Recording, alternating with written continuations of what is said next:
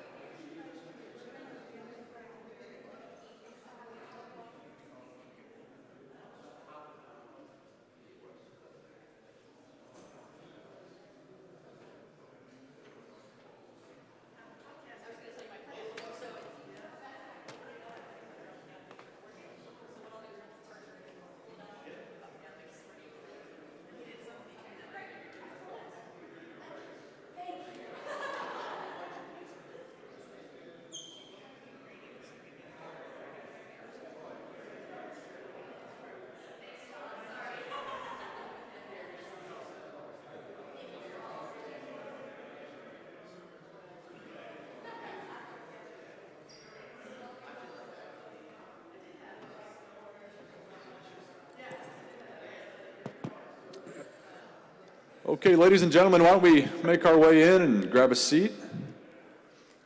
We're going to move into our third session. Hope you had a chance to get some lunch. Claremont has a lot of great options for you. Well, it's my pleasure to introduce the moderator for our third session.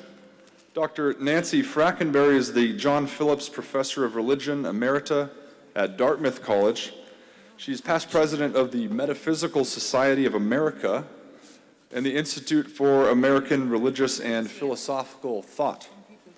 Her research centers on pragmatism and neo-pragmatism, religious naturalism, philosophy of religions, and feminist philosophy. And she's the author of a variety of books spanning these kinds of topics. She's currently finishing a book tentatively titled Pragmatism and the End of Religion, a provocative title. In short, she's an excellently positioned to moderate this session, which is titled Panpsychism and Religious Naturalism. So please join me in welcoming Dr. Nancy Frackenberry.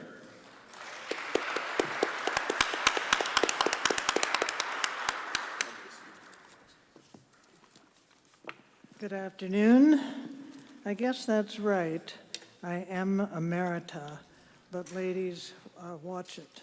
If you retire soon, don't become emerita and be introduced, as I was mistakenly recently by a Dartmouth student, as Professor Nancy Emerita.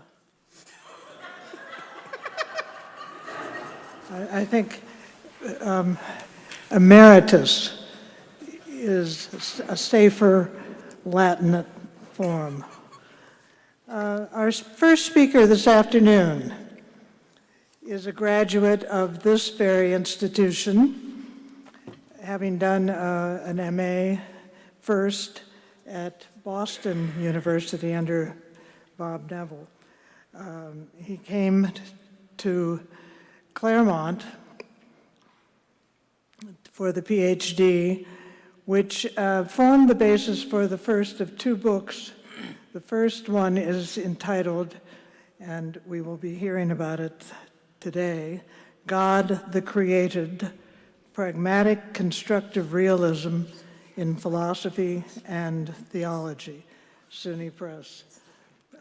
It is an attempt to do, those of you who recall the debate between John Cobb and Bob Neville, a famous debate, to do what is virtually impossible for those principles to do, Ben Chikka has accomplished, I think, in this book, and that is to syncretize, harmonize, through the use of purse, the two positions, ground of being, theology represented by Neville, and the process perspective represented by John Cobb.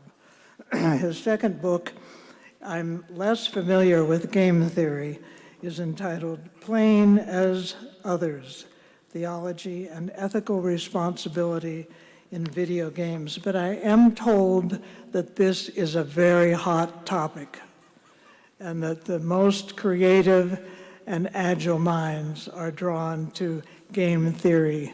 So we'll let the audience interrogate Dr. Chikka further on that if you're interested. His title today is Trade in Panpsychism for Biosemiotics and Enjoy the Theological Benefits Today.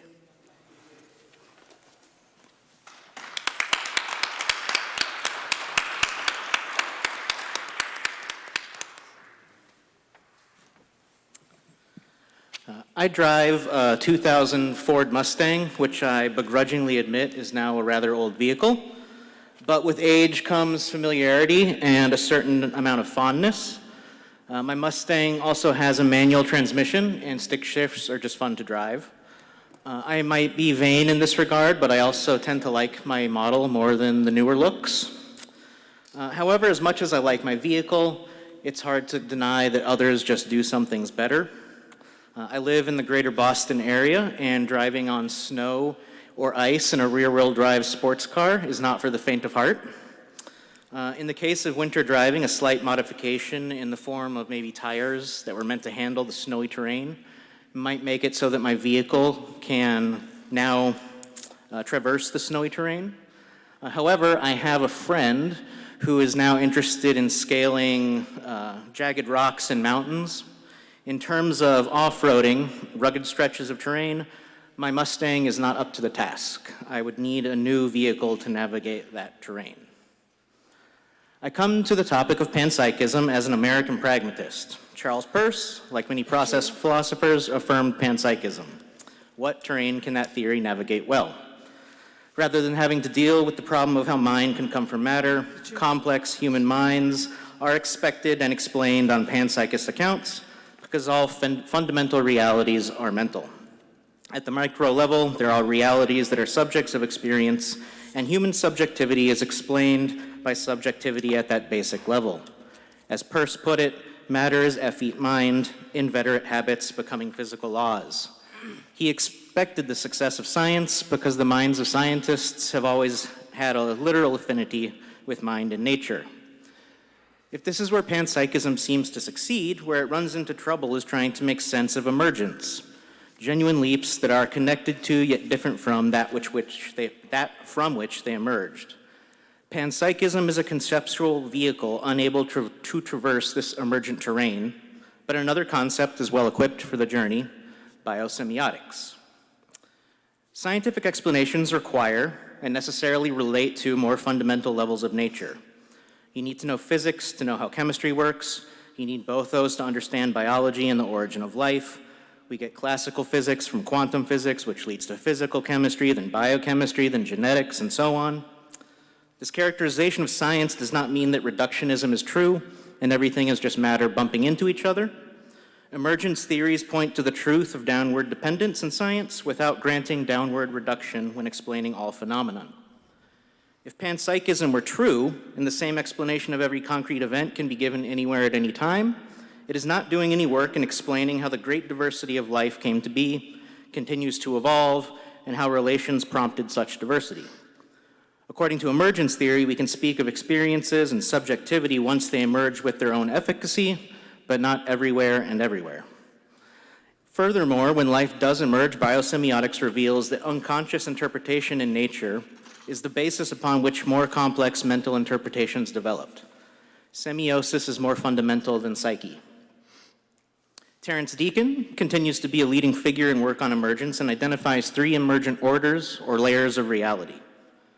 First order emergence describes new aggregate properties not found in individuals, such as water molecules producing and sustaining waves. Second order emergence, there are not just new collective properties, but novel causal effects. In chaotic systems, structural forms and not just individual particles are responsible for further development of the form. The way snowflakes form unique formations is an example of this. In third order emergence, information is passed on and not just structural features. Self-replicating cells do not just have a structure allowing the development of other parts of the cell, they have information for self-replicating. At this order of emergence, it might be tempting to claim that cells exhibit mental agency by displaying something like the minimal purpose-driven behavior of replication. However, work coming out of the world of biosemiotics indicates that cells unconsciously interpret their environment, and that it's only living entities capable of such semiotic responses, not physical entities. At the physical level, cause and effect are mathematizable and predictable. Purpose centers at the biological level, but not before. Now, in terms of grappling with the implications of modern science, I'm fully aware that panpsychists do not mean that things like rocks have human experiences, just that everything actual undergoes experience. Conscious human experience is therefore just a refined development of this omnipresent feature of reality, one in which present reactions to the past can introduce novel changes as opposed to entirely conforming to past experiences. But if the societies of occasions that make up a rock contribute nothing new and simply decide to repeat the pattern of the preceding moment, I do not know what explanatory power referring to that society as having mental experience achieves. That is predictable cause and effect. On the other hand, affirming mental experiences and reactions to those experiences are emergent features is a position that includes greater diversity and pluralism in its ontology. Features typically prized by panpsychists and process thinkers in this room. If the same ontology applies everywhere, references to novelty are actually in word, not fact. Novelty issue aside, the takeaway from emergence should be that there is another option besides interpreting the world as containing mind everywhere in a seemingly unscientific way and accepting science but losing your mind in the process, so to speak.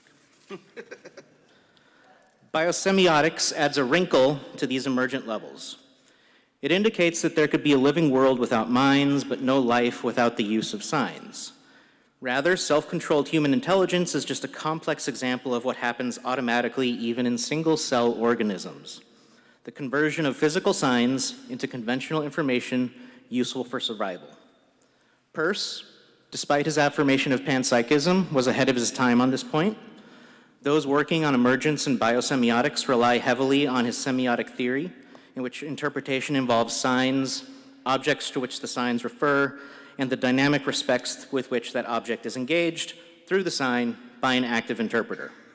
More simply stated, signs have objects to which they refer, but they also have effects on interpreters of the sign that direct them to the object with varying degrees of success. Only through active interpretation is it possible for a sign to be taken as conveying any information at all, even in single-cell organisms all the way to intelligent animals.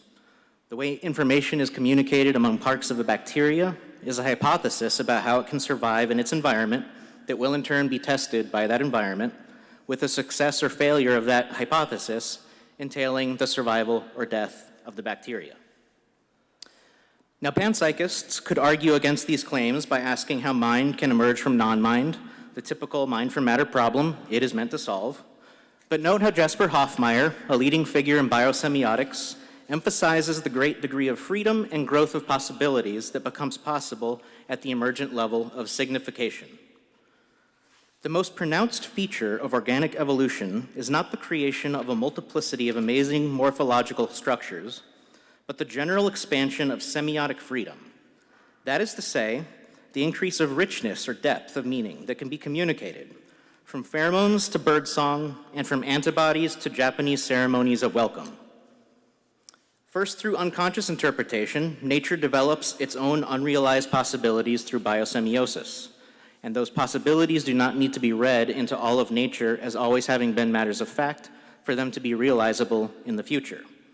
An example from Hoffmeyer will either clarify this point or confuse you. The digital codes of DNA are passive. This means that they need analogical signification. So while the digital code is singular and passively passed on from generation to generation, there are a plurality of analogical forms that result from interactions between organisms and environments. And the play between digital and analog is semiotic freedom. So this is my example. It's the unicellular algae Acetabularia acetabulum. You can forget the name, it's easy to picture. It's got a very simple root system where there's the rhizoid and the genome. From there, a simple stem grows, and then a disc-shaped flat cap develops. If you take scissors and cut the stem, the rhizoid with the genome will regenerate an identical cap in its place.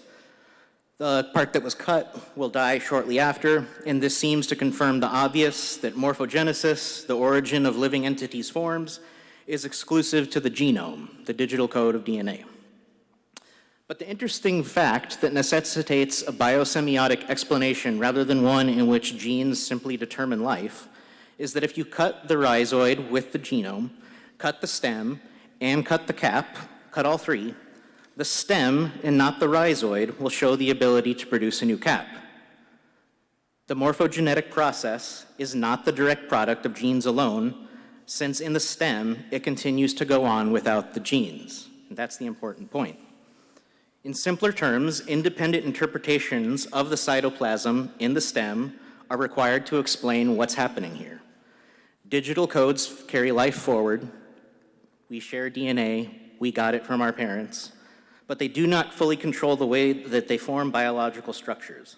Living analog codes are needed for that. Another way of expressing this is that organisms and their features are not determined by simple two-party cause and effect because a third party is always involved. The third party is an act of interpretation that determines the precise manner in which causal bases produce their effects.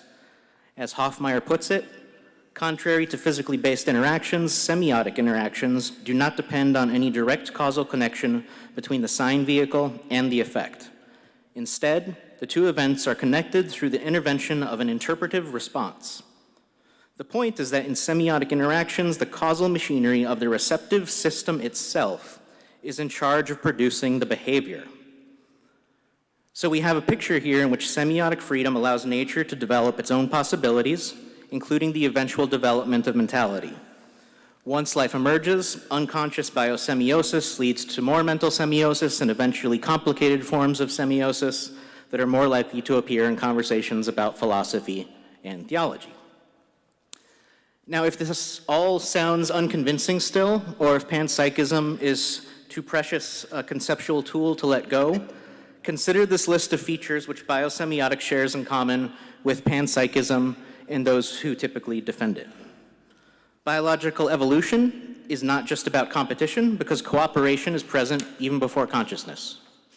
It is a naturalistic position, but not reductively materialistic. It is also against dualisms which avoid such reduction by making the interaction between mind and matter impossible to fathom. The British empiricists were wrong to make sense experience primary. It's an abstraction from more primarily causal bodily experiences. And when it comes to religious implications, religious feelings and statements are not poetry. They're part of nature, just like non-conscious interpretation. So regarding religious naturalism, if nature is sufficient in the sense that independent supernatural realities are to be avoided in theology, then why speak of religious naturalism instead of just naturalism? Amongst religious naturalists, there's a debate regarding the usefulness of referring to God and deploying religious language while operating out of a purely natural standpoint, with those answering in the affirmative often reinterpreting that language to be a meaningful and sometimes beautifully poetic way of speaking about natural processes understood in more mundane ways. However, an alternative conclusion to draw is that God talk and religious concepts are superfluous human constructions added on top of what is already perfectly well understood. That is precisely the conclusion Laurent Schultz has drawn after an early career writing classic Christian systematic theology. He has since concluded that all models of God are nothing but constructions of the human mind, and God is dead. All of this looks very different from a biosemiotic perspective. Constructions are part and parcel of nature. They're not opaque layers added to and covering up a genuine understanding of nature. Human interpretations are continuous, with unconscious interpretation found in the rest of nature. From a biosemiotic perspective, unless you're prepared to criticize an amoeba for avoiding harmful chemicals, constructing religious language appears to be a very natural and meaningful thing to do. It is not pointless just because constructed. Our interpretations of religious traditions are more than just constructions. Now, for philosophical theologians who want to heed their Promethean calling and ponder the nature of being, the question of the one and the many, and affirm something more about God without reverting to supernaturalisms of old, I want to sketch how changes biosemiotics requires of a form of theology typically considered antithetical to process theology actually brings the two closer together, before concluding with a brief remark on how process theologians might incorporate biosemiotics. Ground of being theologians in the lineage of Paul Tillich and Robert Neville make it abundantly clear that God is not an existing thing, much less a personal being.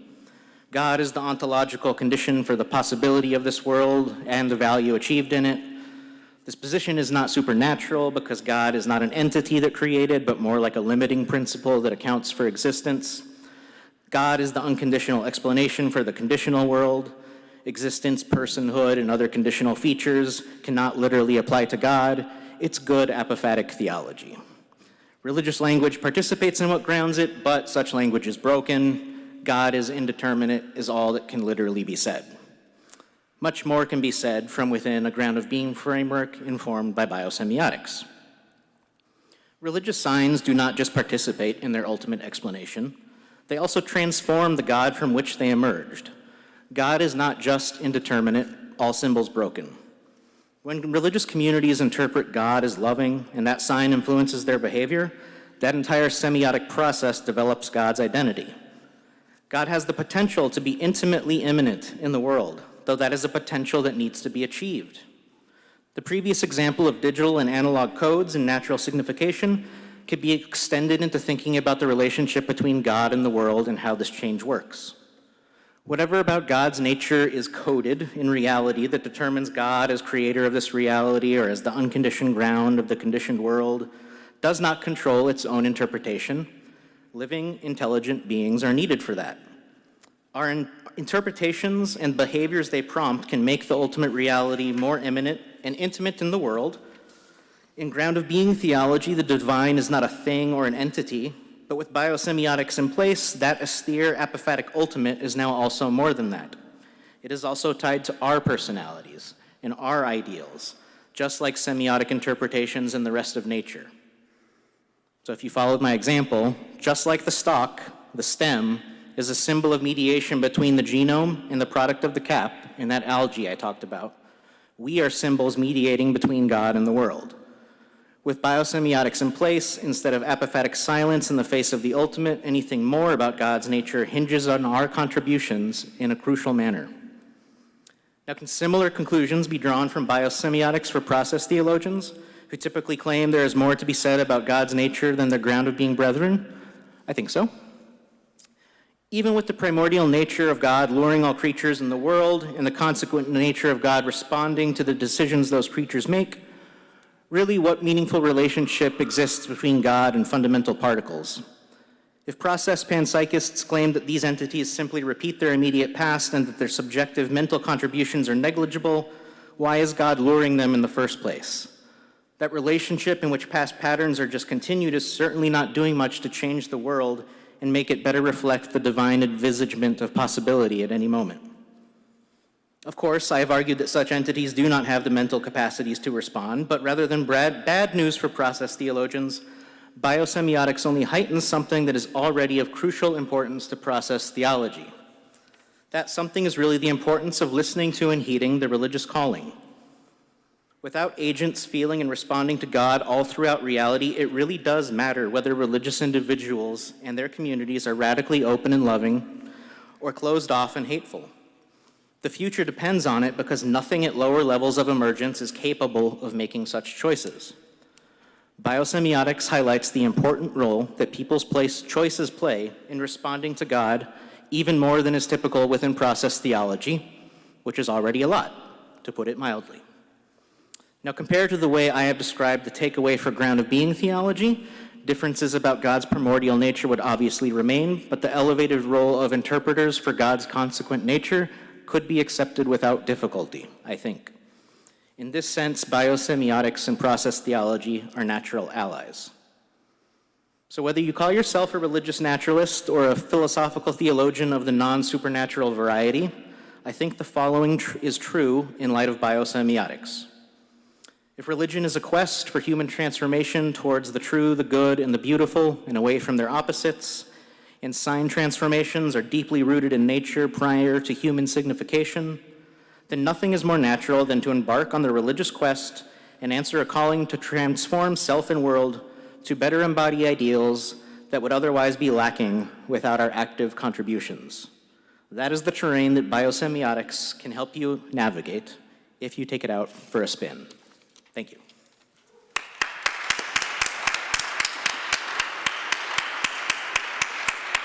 Well done, Thank you so much, Andrew, or Ben Chikka, for an excellent paper. Our next speaker today is Gia Sophia O, who is Associate Professor of Philosophy at Westchester University of Pennsylvania. Her research primarily focuses on the areas of Asian and comparative philosophies, religion and ecology, process philosophy, and post-colonial theory. If that doesn't seem a lot, try the title of her first book, which is A Post-Colonial Theology of Life, Planetarity, East and West. It's a path-making Korean ecofeminist theology and comparative philosophy at the same time. She has edited any number of books and is the co-editor of Nature's Transcendence and Immanence, a comparative interdisciplinary aesthetic naturalism, learned from her teacher, Bob Corrington at Drew University, where she did her PhD. Other titles that she has edited include Suffering and Nature and Evil in Nature, Comparative Responses from Aesthetic Naturalism and Healing Cultures, a book on emotions, another on Korean philosophies and religions, and a forthcoming one called Greening Philosophy of Religion, Rethinking Climate Change at the Intersection of Philosophy and Religion. She's been active in the APA, the American Philosophical Association, in both its Eastern or Central Division, where she is chair of the Society for Asian and Comparative Philosophy, and in the Eastern Division of the APA, in which she is the chair of the section on international Chinese philosophy. I warn you, this is probably the densest paper of the day, and listen up, all of you. Thank you.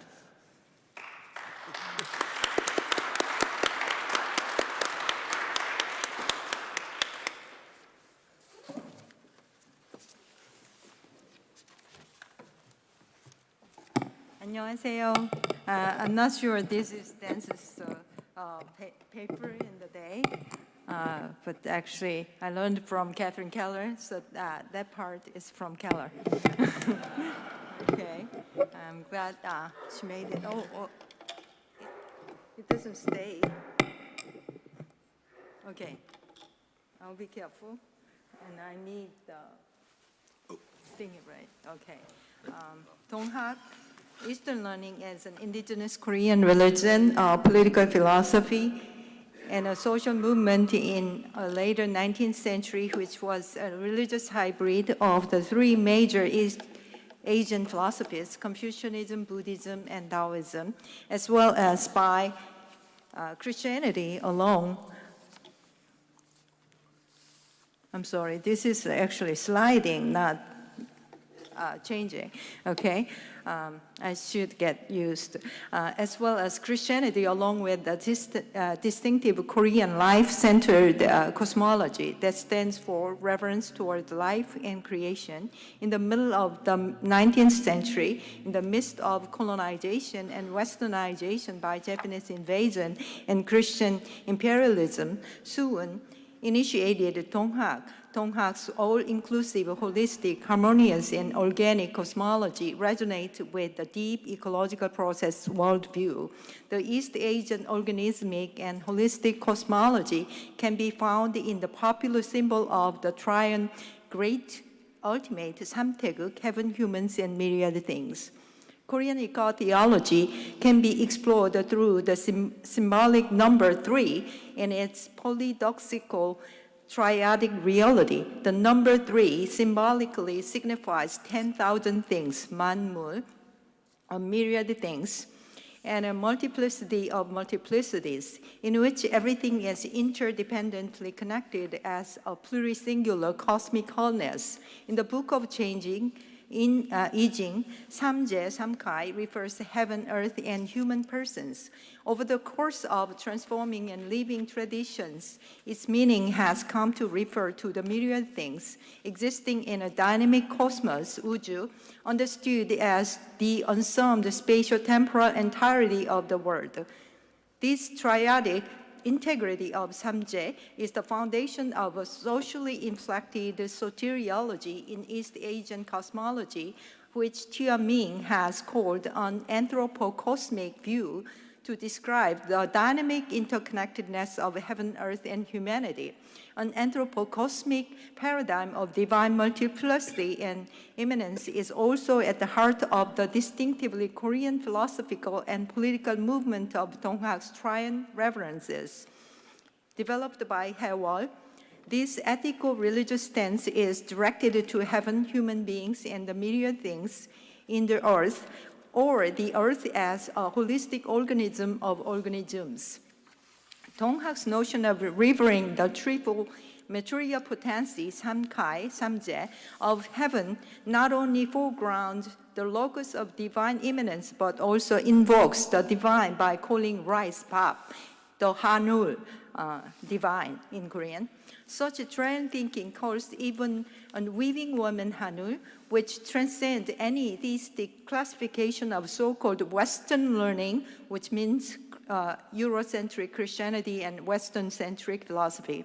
Donghak's theo-anthropocosmic paradigm further helps to shift an anthropocentric paradigm to a more inclusive ethic by relocating and expanding the hermeneutical horizons of the divine immanence.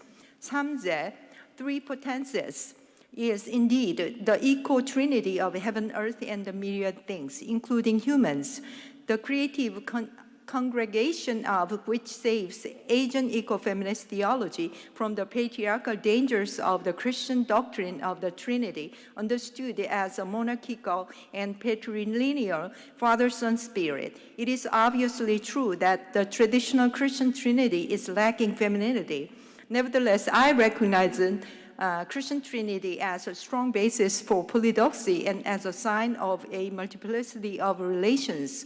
Catherine Keller rejects any homogeneous notion of Christian theology. Quote, "The Christian tradition does not refer to a singular lineage, nor do Christians speak with one voice, even when they attend to the same line of scripture. In this sense, the Christian tradition is always already polydoxy," unquote. John Cobb Jr. criticized the dualistic aspect of the Western-centric traditions.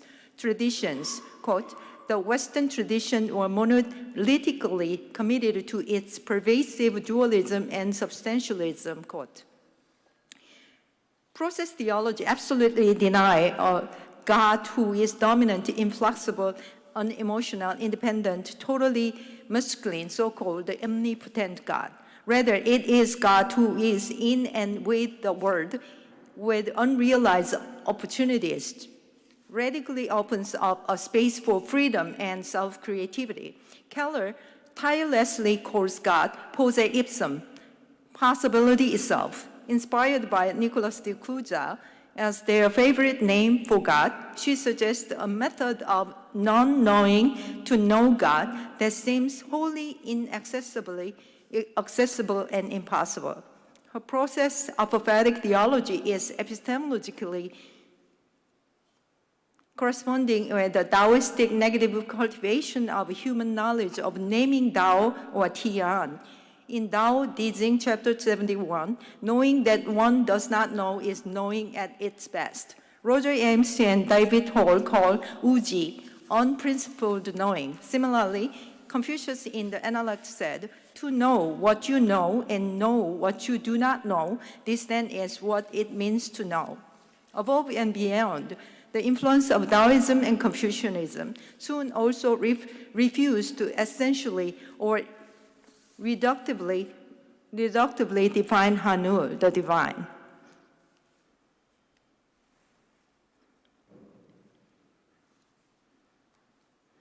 Okay. Hanul, the divine multiplicity, one and many. If one embodies hanul, one will be creatively transformed. If one never forgets hanul, one will be knowing the mystery of everything. This passage is known as the incantation of Donghak, founded by Su-hun. His teaching is condensed into these 13 Hanja characters. Su-hun taught his followers to repeat and recite the 13 words of incantation and subsequently interpreted each word, and he never attempted to explain the word hanul. Experiencing a theophany, Su-hun used the term 시천주, 천주, 상제 to refer to the divine presence. An Italian Jesuit missionary, Matteo Ricci, translated his Christian god Chunju as well. In the 17th century, Ricci's theological strategy to convert the Chinese to Catholicism was to critique the idea of principle as an ultimate basis for the order of things and to urge Confucians to return to the idea of the Lodonhai, Sangje, which later became the standard translation of God. However, Suun's Chunju is neither Christian nor purely monotheistic. Rather, it is pluralistic and democratic. It is a Hanja translation of a Korean term, hanul. In the first English translation of Donggyeongdaejeon, Youngchun Kim and Suksan Yoon emphasized that the pure Korean for Chunju is hanul and differentiate Suun's hanul from the Western Christian God and from the Neo-Confucian idea of heaven, Tian, as the cosmic principle. Chunju was mentioned 14 times in his Donggyeongdaejeon written in Chinese Hanja, while hanul was mentioned 34 times in Yongdam Yusa, which was written purely in Hangul, Korean alphabetic writing system for Minjong, the low class. Han means one, plural singularity as one and many, as well as means infinity without boundary, which is different from suffering Han. Han should be spelled H-A-A-N because Han suffering is kind of longer pronunciation than Han as a big or infinity. Thus, hanul means all-inclusive, sacred, macro, macro, micro, cosmic organism, which is Hanja Chan. For Suun, hanul is the word that represents the ultimate reality. However, Suun chose not to define hanul. Rather, he opens a tomb or teom, interstitial space for the word as a mystery. It is Suun's apophatic sensibility about heaven, an attitude of awe, reverence, and intellectual humility before a transcendental reality, however personal or even anthropomorphic form in which heaven is encountered. It is problematic to make this simple comparison between the Western monotheistic God and hanul for a number of reasons. The concept of hanul is a pluralistic and even radically democratic concept in a way that goes well beyond the traditional idea of God as a monarchical source of creative power. The mainstream Western monotheism cannot accommodate such a concept of hanul, which means literally a magnificent unity which includes everything in terms of togetherness, uri or ui. The Korean letter Han has no end and means the infinite becomings. Therefore, hanul not only means personal God, but also indicates the whole cosmos as one organic body, the whole process of cosmic life.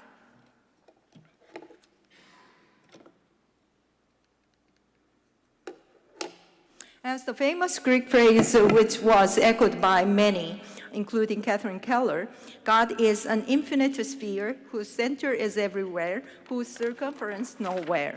One must understand Suun's hanul in his non-dualistic oneness of the universe, which include all subjects as one organic body. Embodying hanul, Shichonju means the interrelated becoming of human beings in heaven. That is, in Hyodong Lee's word, the divinization of human beings and the humanization of heaven. I understand Suun's notion of hanul as becoming or interbecomings, an extensive as well as expansive organisms, which endlessly embraces all expression of life, human and non-human, including non-organic bodies. One embraces the other as the whole and vice versa in this spiritual organism. This oneness of hanul, including the whole cosmos, is understood as one organic body in the cosmological hybridization.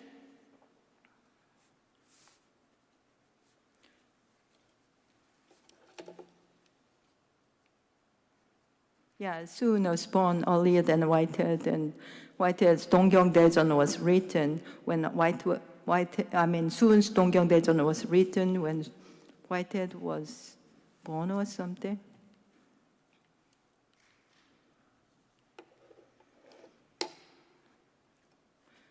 As humans are living in time and space, the cosmic life is living and becoming endlessly, with humankind as hanul. Hanul, the cosmic life, is thus living together with every body as one unity. Soon's hanul is interbecoming. The process of cosmic life existed even before Whiteheadian God in process.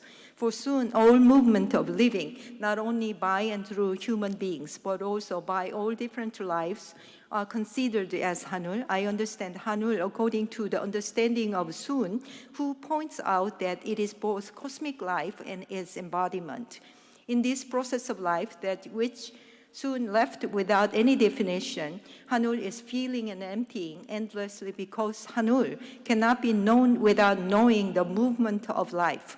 Through the endless movement of embracing others, so as to be enlivened together, hanul becomes hanul and is realized. Therefore, I would define this indefinite character of hanul as the infinite divine interbecomings. Soon's notion of hanul can also be understood as such, that the whole organic body, including individual bodies to the smallest individual unit, as becoming together. That is the relationship between macrocosm and microcosm of hanul. J. McDaniel writes that Whitehead thought of God as an expression of, not an exception to, the creativity of the universe. God is both everywhere, at the same time nowhere. God is everywhere, being equally present to all things, and nowhere, because there is an aspect of God that is simply non-special. God is harmony of harmonies, and thus the subjectivity, unity of the universe as a whole. Whitehead states in the Science and the Modern World, quote, "My theory involves the entire abandonment of the notion that simple location is the primary way in which things are evolved in space-time. In a certain sense, everything is everywhere at all times." This profoundly resonated with Daniel Kahn's recent film, Everything Everywhere All at Once. In this process of, I watched it, karmic relationality of interbecoming, everyone's body is the locus of this harmonious interpenetration of macrocosm into microcosm. This God, with God in this larger whole and all things being interconnected, it follows that we can see divinity in even the smallest of places. To borrow an example from J. McDaniel, if an environmentalist is walking through a forest and take pleasure in the whole of the forest, they have missed the enjoyment of weeds and small flowers. It is not enough to see the whole. We must also see heaven in the wildflower and also in each human face. For Whitehead, the actual entities are final real thing. I'm going to skip Whitehead part, which is probably boring for you. So nevertheless, the juxtaposition of Soon's notion of hanul and the Whitehead's becoming in process does not mean that the process God is hanul, God and hanul are identical.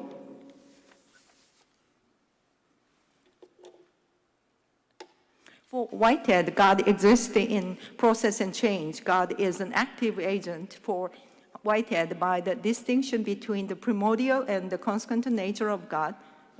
Skip the explanation of the primordial and the constant. Okay.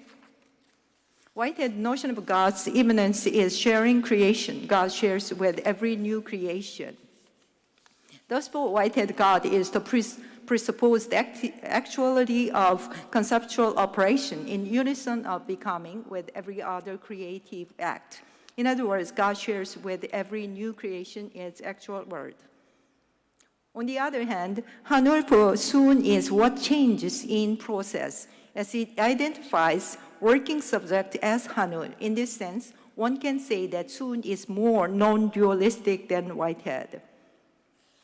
The multiple meanings of hanul in Korean can be both extended entirety of cosmos and doing, hanun, an adjective and gerund form of a verb, do, or work, hada.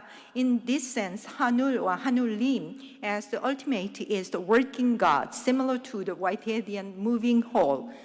The cosmos, uju, a spatio-temporal organism, and heaven or sky, hanul, is never a static structure, but rather it is a dynamic process. Roland Faber described the universe as a moving whole. And skip his beautiful quote.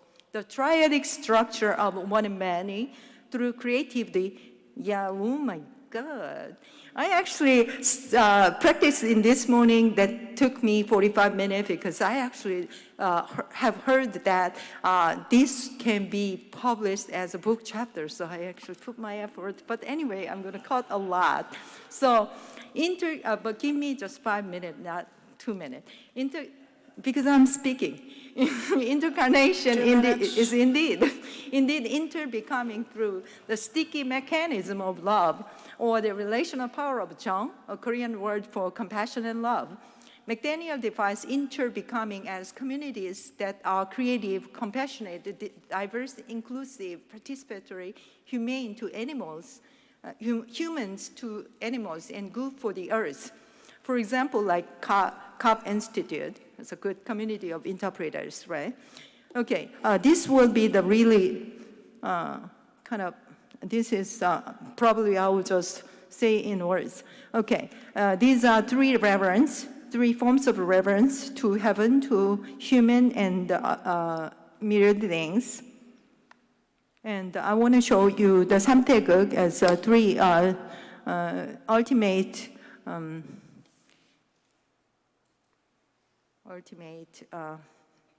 oh my God, 3 minutes kills me a lot.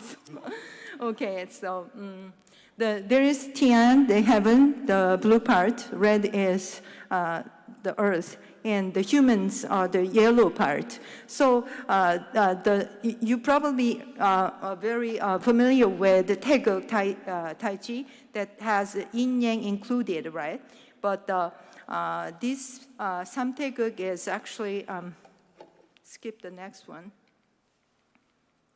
Yeah, this is muguk, like emptiness, but emptiness is not really good translation because that is actually presupposed with the fullness or some dualistic structure, but it is more than that. So the second is the taeguk, which include yin and yang. So it is both one and two at the same time. So two sides of the same coin. That's what samtaeguk is sam. The etymological origin of sam became the saram, human, sarang, love, and salim, enlivening, and sam, another long version of sam, means actually living.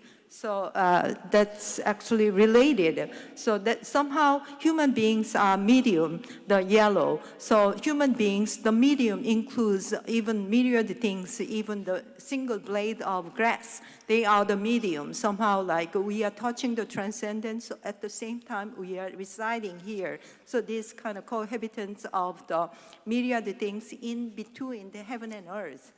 That's samtaeguk is somehow like interstitial space, and also it kind of like overcomes the dualistic division of heaven and earth.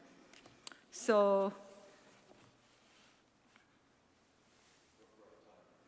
oh yeah, no, I actually got another diagram of hanul as macrocosm and the spirals and the hanul as microcosm, and put them together, hanul as cosmic wholeness. And you can put more spirals in the second one.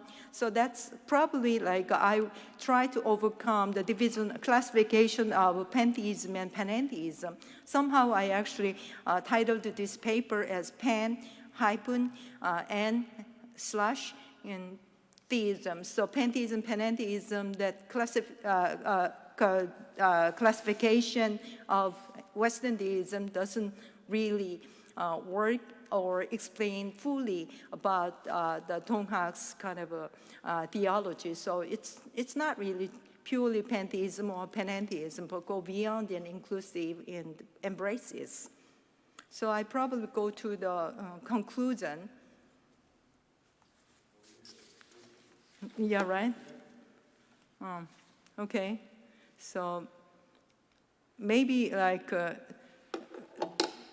just one example as like Hewell visited his disciples' house, and then one day the woman was weaving the cloth, and then because of the noise, actually Hewell asked his student who is weaving the cloth, and my daughter-in-law is, but it is hanul. And Hewell called the pap rice hanul. So the human beings are called hanul, and what makes Donghak, my point is this, actually, what makes Donghak become a movement in a social transformation, because Donghak believers call Donghak not like believing Donghak, but they said the doing Donghak, do Donghak. So this guarding aspect of Donghak is actually somehow make people feel like they are Hanul, then how come we are mistreated like this? So that emancipatory message actually make people to be actually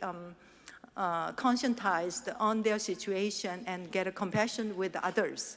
And that compassion and conscientization becomes a movement. And movement as event is a hanul, not just an entity or something. And it's actually, my last sentence says probably provocative to Donghak. Donghak's pan-syncretic, because it's like Taoism, Confucianism, Buddhism, and Korean shamanism, and life-oriented cultural aspect, plus Christianity, made like syncretic hermeneutics is an alternative model of theo-anthropocosmic, not anthropocentrism or cosmocentrism, but it's theo-anthropocosmic worldview. Donghak as a philosophy to be is doing theology and living God as movement and a transformation through the process of conscientization and compassion, which is Jung in Korean word. In that all-inclusive notion of hanul is a better alternative to overcome the Whiteidian metaphysical dualism of the dipolar God and entity, because I've been struggled like why is primordial and consequent and all that language of that, but there are a lot of similarities. Thank you. 감사합니다.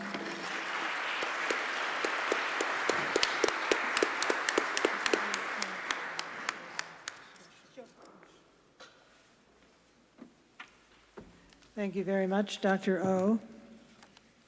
Our third speaker today is Tripp Fuller, an American theologian, minister, and broadcaster.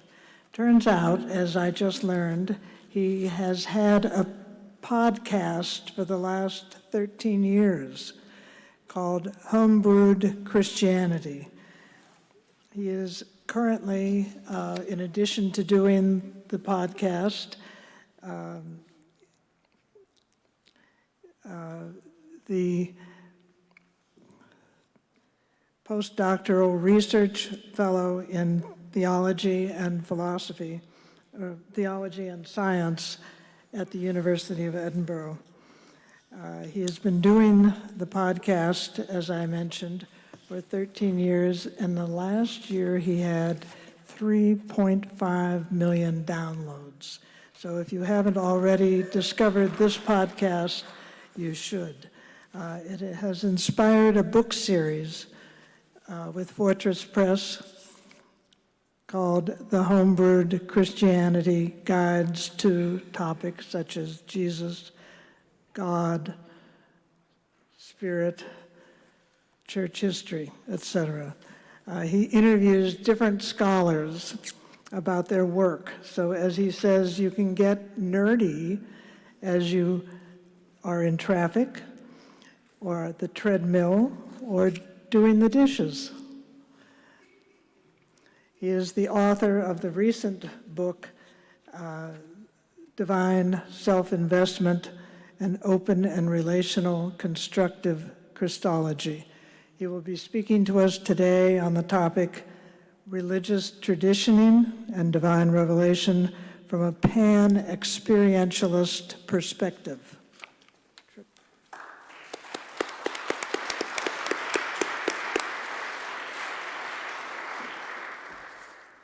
All right. Andrew, wave at me when I have 5 minutes. It takes a while for people that preached for a long time to slow down.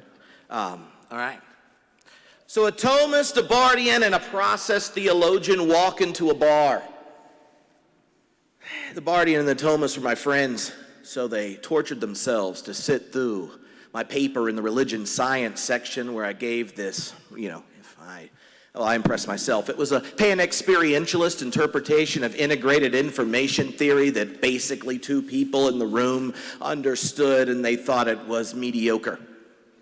But the next version of it, I got a higher approval.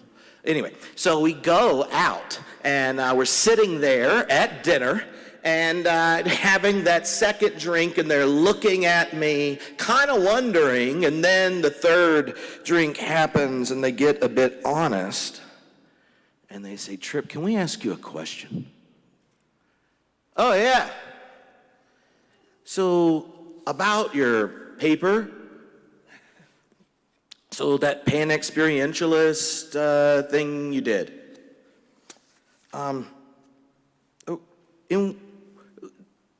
does it actually allow you to be like again, don't take this personal, a genuine Christian theologian?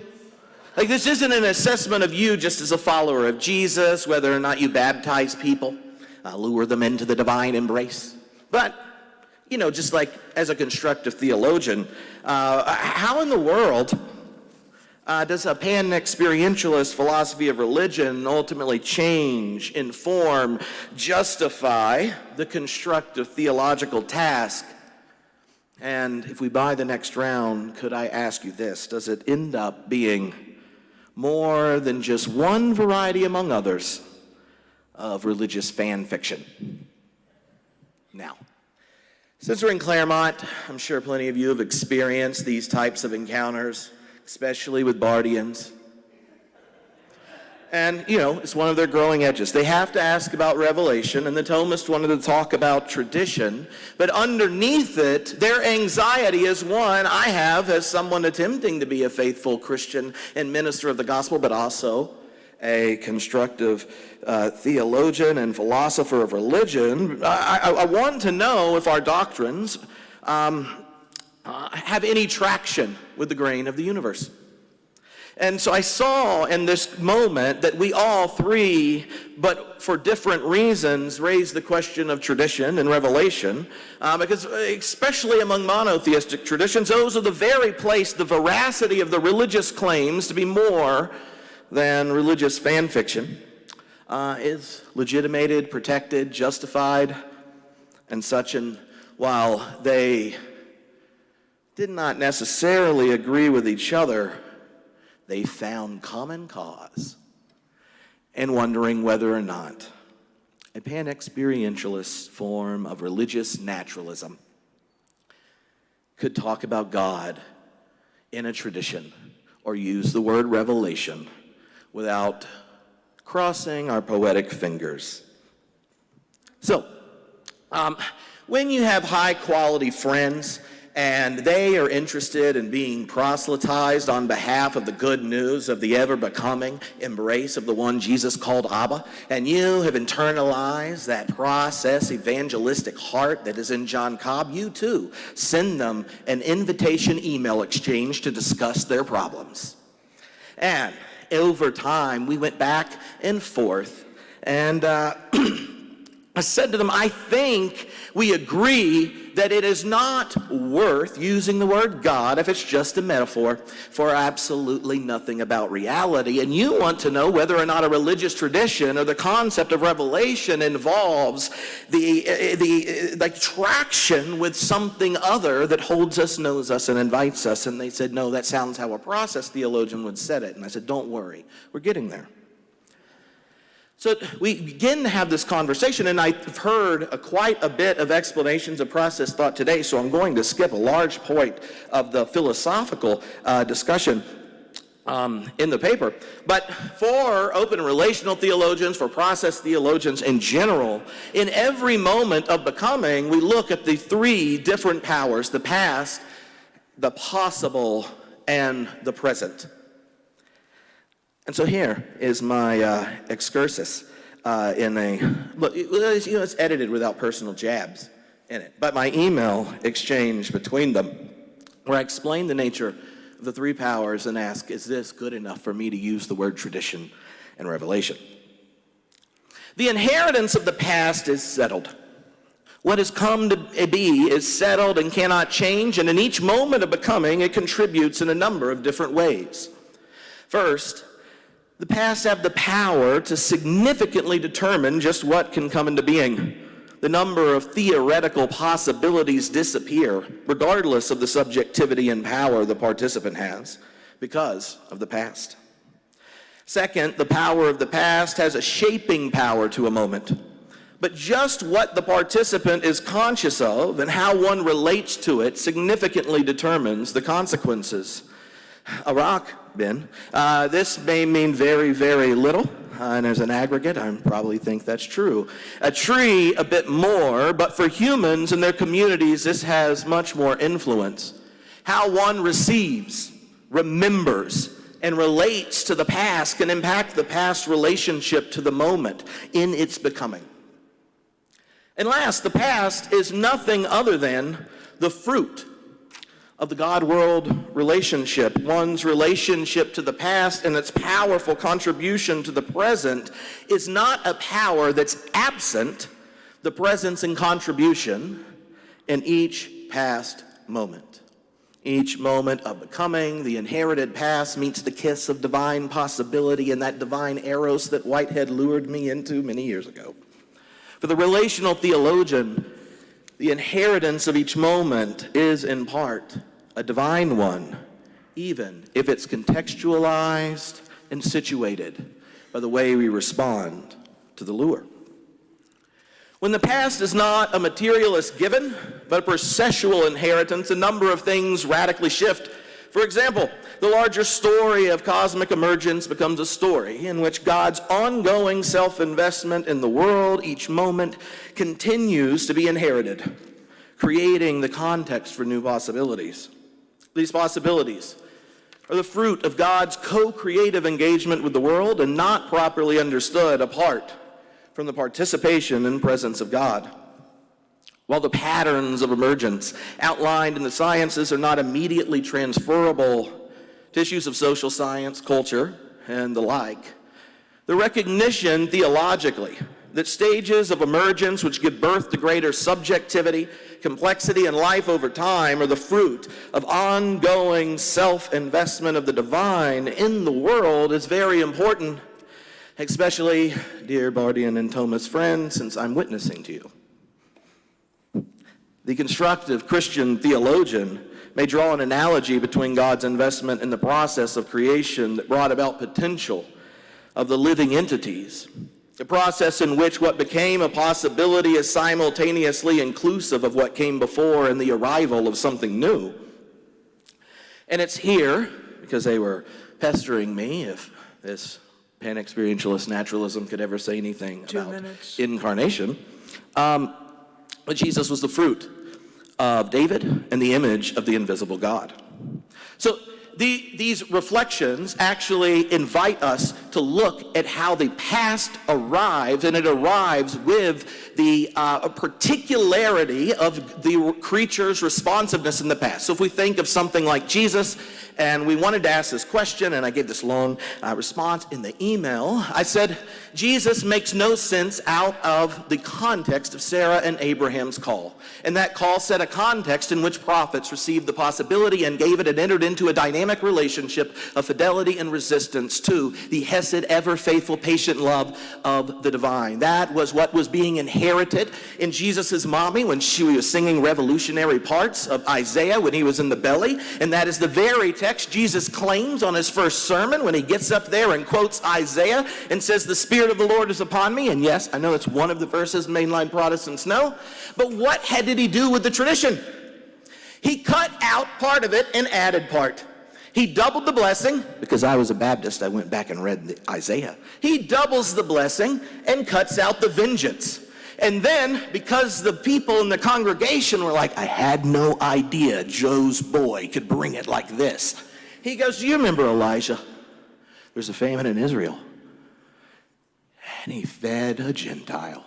And they were like, "Whoa, how about you go off a cliff?" Now, I tell that story because I think in that theological narrative of the gospel, you see an image of what it's like to participate in a living religious tradition, and you see an example of what the revelation of God looks like as it emerges in the messiness of a panentheistic process of becoming. You receive the past, and the past arranges possibilities because we've responded faithfully. And there we go.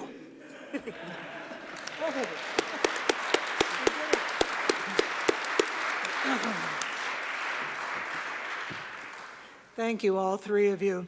In the interest of getting more people in the room to talk, I'm going to open it to the floor first, and then if we exhaust questions, Andrew, which I don't think we will, I will pose some to our panelists. But feel free to open up and ask them to follow up, to expand upon, or anything that's on your mind. All right. Anything across the spectrum of biosemiotics, panpsychism, religious naturalism? I see Matt, always faithful to ask a question. Don't mind if I do, if no one else is jumping at the chance. My question's for Benjamin about biosemiotics. Let's say that the process philosopher takes up this invitation, replaces their panpsychism or panexperientialism with a biosemiotic approach. Do we then have to worry about vacuous actualities? When you say there's no mentality in the in the physical world, does that mean there's no experience, there's no feeling? Do you mean mind in a more conceptual sense? So, and when I say vacuous actuality, you know what I mean?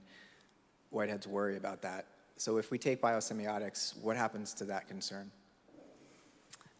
Yeah, if you're on point, and if you are, I'm presenting you with the pill choice in the Matrix, and I'm saying, take the pill and go all the way down like Neo did, and you're gonna have to accept that particles are just matter in motion that physicists can mathematically predict, but at the level of life, you still get a lot of what you want. And my gift of it's a bitter pill to swallow, but this is what you get, is just the heightened importance of living creatures, which is not just human beings, responding when that level does emerge. So if I could layer them, it's Deacon's emergence, kind of presumes a baseline of physical reality that is vacuous, it's just matter in motion. But then we have aggregate properties, then we have forms and structures and not just properties, and then we have life passing information. Biosemiotics is a newer field that's a wrinkle on top of that, where when Deacon says third order life, it's really interpretation, which happens in physical entities, but they would call it like degraded interpretation because there's not like a mental active interpretation or a third party interpreting. So a flag flapping in the wind is a sign of the wind, but the flagpole is not interpreting it as that. But in living beings, like the algae I talked about, there is a three-part process that can't just be described in cause and effect, so it's not just billiard balls hitting each other, because the stem interpreted the missing DNA to form the algae all over again because the DNA was missing. So you have interpretation at the level of life, and then that gets more complicated. You get mental phenomena, and then that gets way more complex, and you have great apes, other intelligent animals, and human intelligence eventually. So yes, you'll have to take the pill, but it gets better.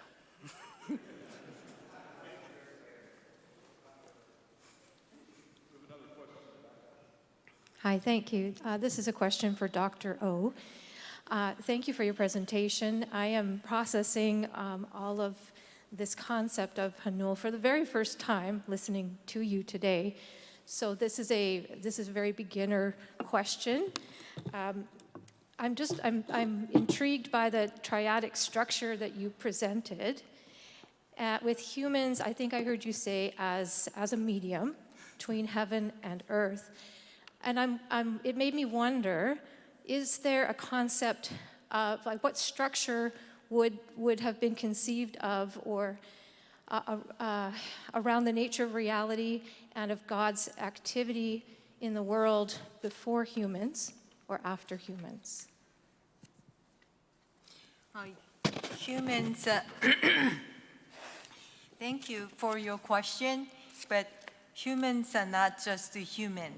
Humans symbolically myriad things as plurisingularity and fluidity.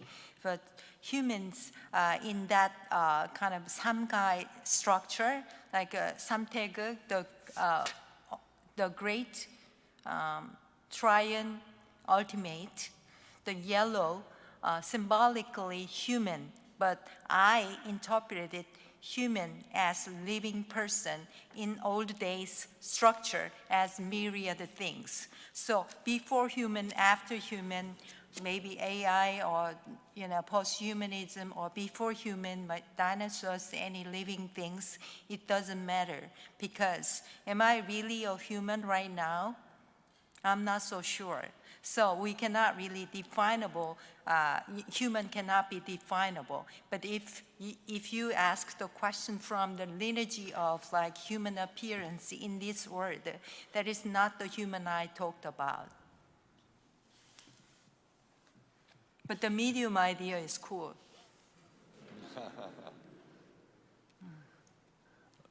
Other comments or questions on these themes?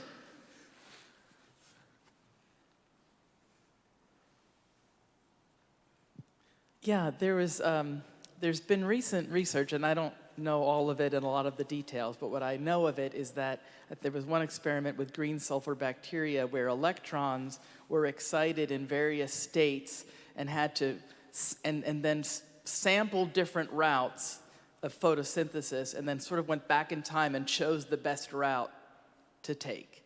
So there seems to be evidence of choice making even at the level of electrons.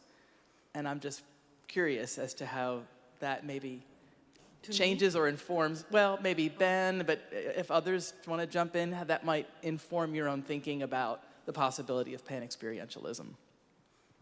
There was the article, Decision-Making Bacteria, I think was the title, which is maybe what you're referencing. Can I use it to ask Ben a question? Because I want to see if I heard you well. So when you were Did talking, one of you want to respond to Sherry's question? yeah, or maybe, okay. it was raising that, right? Okay. So let's just assume that's a completely repeatable experiment, and now you have to make the case and want to know how you differentiate between a kind of process pan-experientialist position and and Ben and I've argued about this for 12 years now, and that was like the most compelling version. 15? Oh, Jesus Christ, loves us. But this time, I think one of the things that hit me is that you raised the emergence of unconscious interpretation in nature. And there you have a metaphysically more viable, in your opinion, to the empirical data of what process people use when they talk about concrescence. And then later you talked about all the way down to something like what Sherry's referring to of a biological entity making judgments of valuation to their environment, which is kind of the narrow slice of what process people tend to do with prehension. Is that, would you say that's similar? Yes. So the thing about biosemiotics is the unconscious interpretation bit has to be triadic, and that's why they use Peirce's philosophy. So for Peirce, semiosis, it's always 3 parts. So I don't just look at see green, so we've got the banners hanging. I don't just look and see green. I'm actively comparing the colors to see the shades of green. They're not just snapshots, so the British empiricists were wrong. Biosemioticians refer to it as unconscious because no central nervous system, but there is it's a triadic process. So the marker is triads are a marker of life. So it helps distinguish. So like when can we say there's life? saying there's life is not very specific. Actually saying there's experience is not very specific. Obviously in Whitehead's philosophy you can get really specific about experience, but saying life, triads go together is a very helpful marker in their work. In the middle voice, the grammatically middle voice, it exists in plant's life, and the middle voice is indefinable. So the human as medium somehow need to be quiet, just like plants.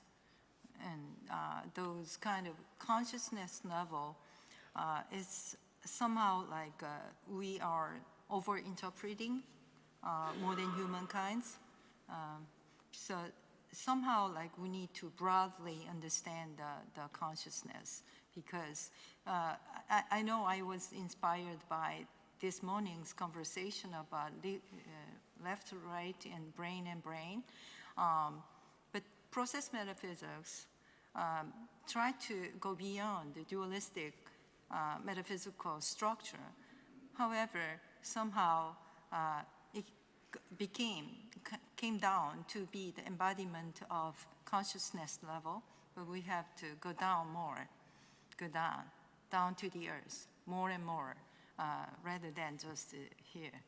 That's what I'm thinking. But the triadic structure, somehow it's open structure, and if we spin the triangle, then we can see the spiral of all these three symbolic directions, like Tian, heaven, earth, and myriad things.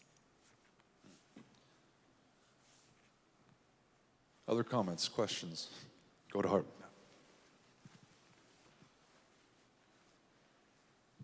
Thanks. Assume that an interpretation of quantum mechanics like Bohm's would be true. We don't know yet which one is true, but that's a coherent interpretation. And so then the individual electron or photon would read off the quantum potential, basically the information about all its environment. So in that sense, it has a mental representation and reads signs and so on. So if an interpretation, it's semiotic in that minimalistic sense. It's not conscious yet. And some have tried to connect that to panpsychism, but it's certainly not panpsychism in the sense that everything's conscious, but everything, even deep down, has the possibility of mental representation. So would something like this then be incompatible with your view? Would it be incompatible? Incompatible, yes. So if I say that, let's assume for a moment we are Bohmians, yeah? Just assume it. So there is a debate within my understanding of the biosemiotic literature, and it's partially Peirce scholars being drawn to the biosemiotic literature after the fact. Peirce scholars, kind of via Peirce, tend to want to say triads are in all of nature, and biosemioticians tend to want to say triads only at the level of life, not in physical entities. Peirce thought there were triads everywhere, and in a way that actually went along with your paper that goes to tens of thousands and things in millions, because the signs all implicate one another. So once you get to 3, an infinite number of signs could be involved. I tend to want to stick with the biosemiotics folk and say triads at the level of life, and say physical forms of triad relationships are kind of, oh gosh, I'm blanking on Peirce's term, but like they're a degraded form of triads or semiosis. It's not that they're not that, but they don't fully perform the act of interpretation the way that it happens at the level of life. So I don't think it's necessarily incompatible. It's an ongoing debate. If I had to take a stance right now, I would make the dividing line higher up with the levels of emergence, but I don't think that that's necessarily a fully decided issue amongst the kind of the story that I told.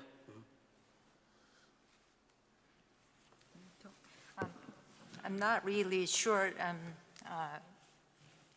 answering your question. However, somehow like when we make a dialogue between philosophy and science, in religion and science, or theological scientific kind of ecological movement, we need to think and consider the Eastern scientific kind of observation of nature, like aging, like book of change, rather than the Western kind of mathematical kind of science. That's what I'm thinking.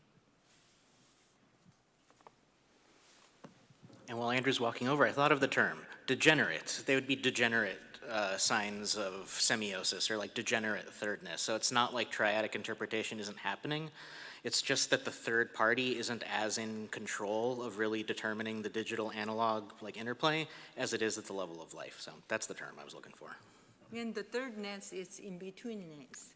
So thirdness actually, in Korean, the pronunciation etymologically sam, that means living.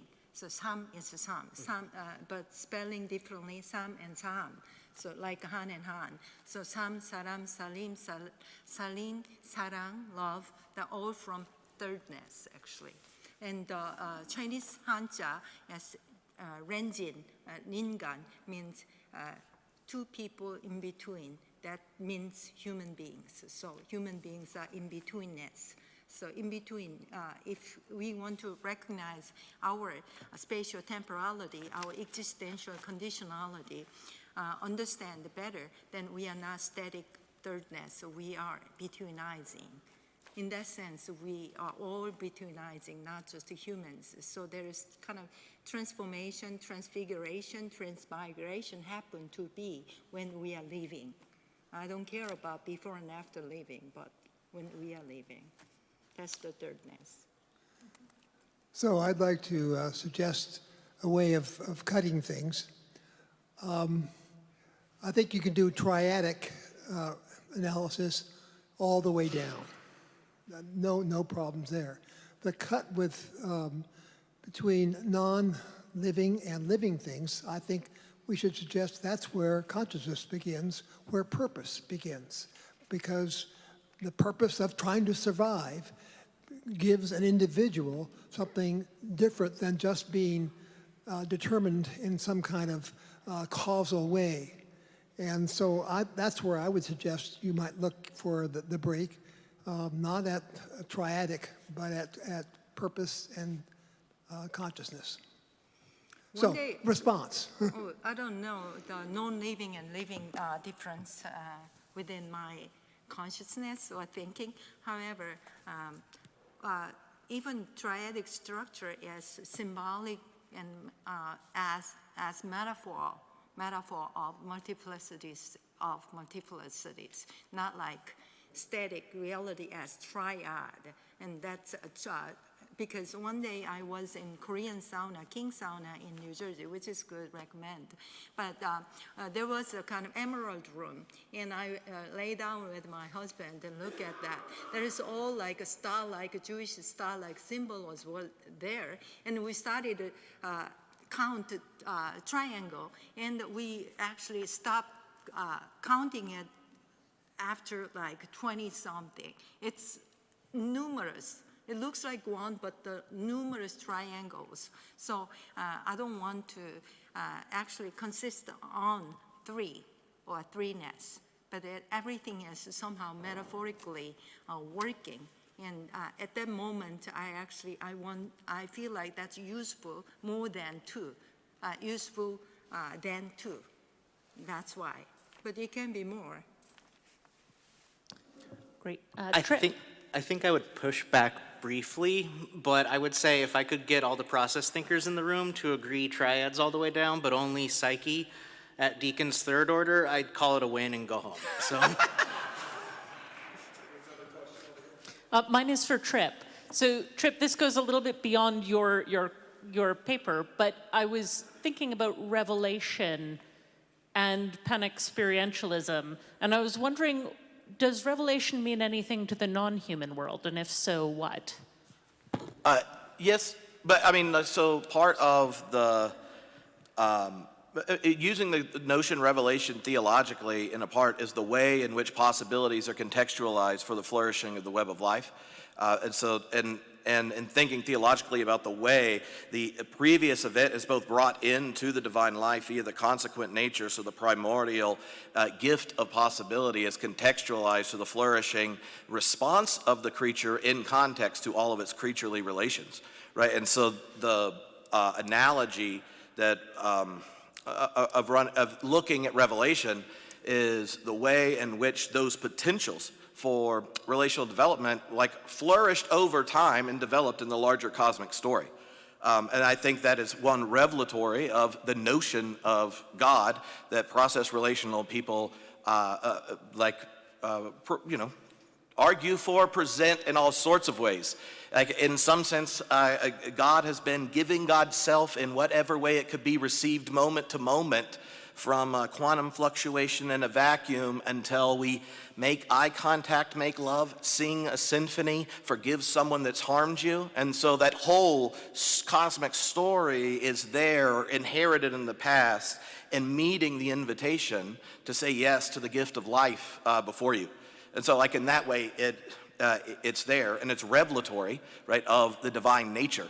And I think that's why Whitehead, at the end of Process and Reality, and looking at the different notions of God, the moralist, the lawgiver, being, and such, because, but there's a fourth option, the Galilean vision.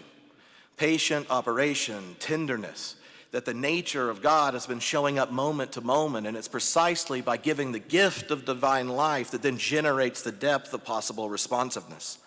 And as the theological line was that in Jesus' fidelity, in a sense, to that great inheritance of his religious tradition, he gives existence to the divine insistence that came moment to moment. His fidelity, right, is inheriting that whole cosmic relationship. But then he images the invisible God, or as the fruits of the vine of David.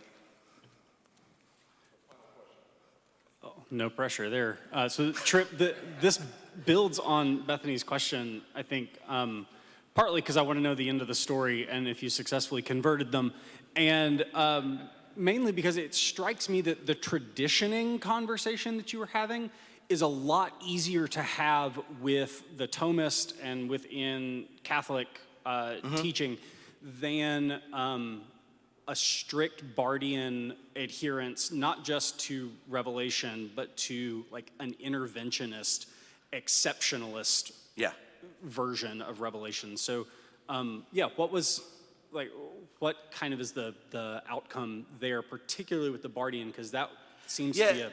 Okay, so in that, at the bar conversation, it led to this moment where he uses the phrase, conditions for the possibility of revelation, which in one sense you feel good about your student loans because you kind of know where it's going. But also you kind of know where it's going. And he used the story of Jesus picking up the soldier's ear after Peter cut the ear off in the garden, right? And he puts it back on, and he says, Tripp, God has to create the conditions for the possibility for you to hear and receive faith. Right? And that particular thing I find ultimately problematic. And the story is interesting because he naturally had an ear and had to get it put back on because of the violence of the proto-patriarch in the story. But the interesting thing in our conversation was the contact point where the change happened, asking what happened, was I sent him Pannenberg's letter complaining to Karl Barth about this, where Pannenberg says, basically, I have no idea. You have beautiful doxological language, Karl, but I have no idea if it relates to the world we actually live in. And if you ask anyone that in the world we live in, the medium for anything, using the word revelation, occurs through bodies, it happens in history, and religion is part of it. And so that kind of protecting the event of revelation from our relational, material, historical reality ultimately deflates its power, even though you get to perform the linguistic symbols of the tradition with eternal justification from God's decision prior to creation and such. So the contact point in that conversation was helpful, was the way Pannenberg in that Bardian tradition reintroduced God's, in a sense, decision to embed the divine encounter through the medium of bodies, history, tradition. Tripp, I'll let you have the last word, and will you join me, please, in thanking each of our panelists, Dr. Fuller, Dr. O, and Dr. Chikka. Thank you. Well, friends, we're entering a short break. We will start promptly at 4:30 and dive into all things religious pluralism. So we'll see you then. I have a question. Okay. If you start here and follow my flow chart of thought, did I follow you pretty well? Like in terms of major takeaways? I'm thinking of Peirce stuff here. First, like third. Well, because, yeah, you were a Corrington student, right? Corinthian says there is firstness, Yes, he does. and the firstness is the energy. That energy for us is compassion and love, right? Agape. So forget about that. agape is-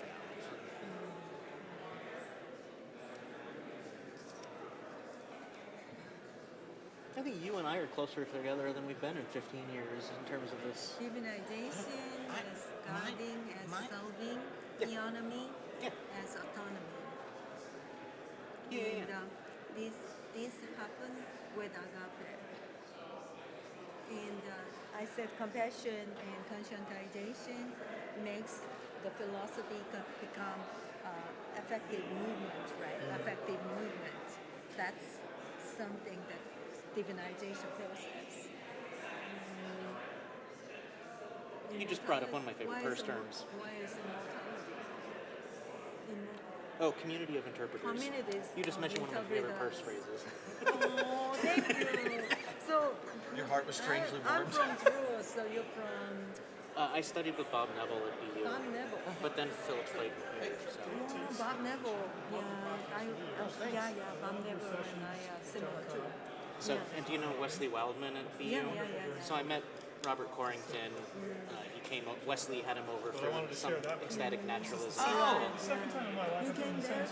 Oh, that's awesome. Not the one that Corrington put on. Wesley Wildman had Corrington for something at BU. They're so weird at the moment. Corinthian and West. Anyway.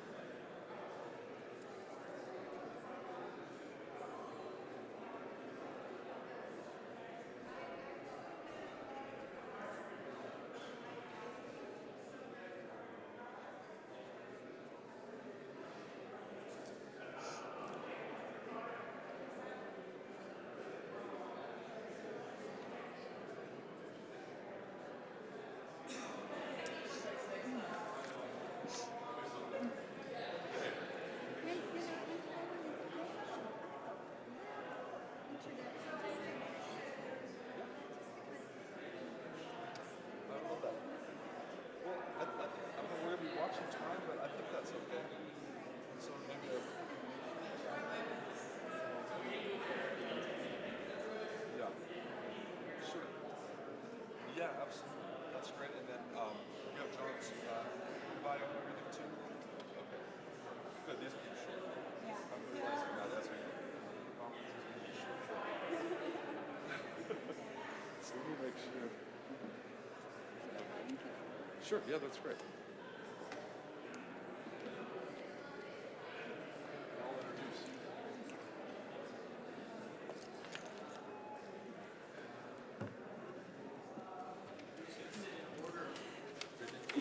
However you want, that's fine. So John, you're first, yeah. Kung Fu is second. yeah. Okay, ladies and gentlemen, we're going to get started. So if you'll find your way to your seats.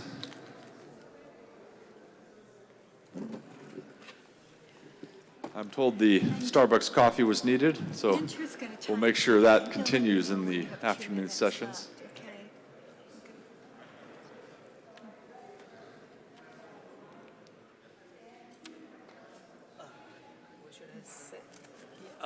I think it's up Right, to us. I think John's here and then you.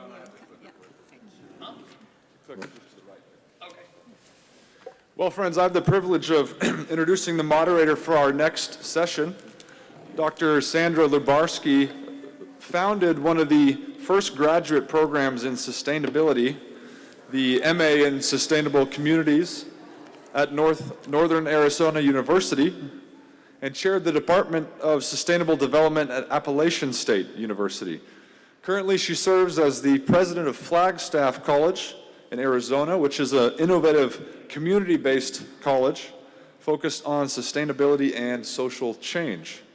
She has a PhD in religion from Claremont Graduate University just behind us and has written widely on process thought, interreligious dialogue, religious pluralism, beauty, and sustainability. And please welcome me then in welcoming Sandra for our session Beyond Dialogue and Deep Religious Pluralism. Sandra.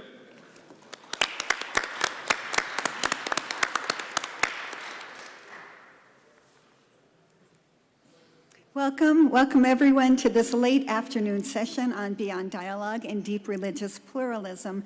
And before we get started, I just wanted to give a very quick bit of context for our panel.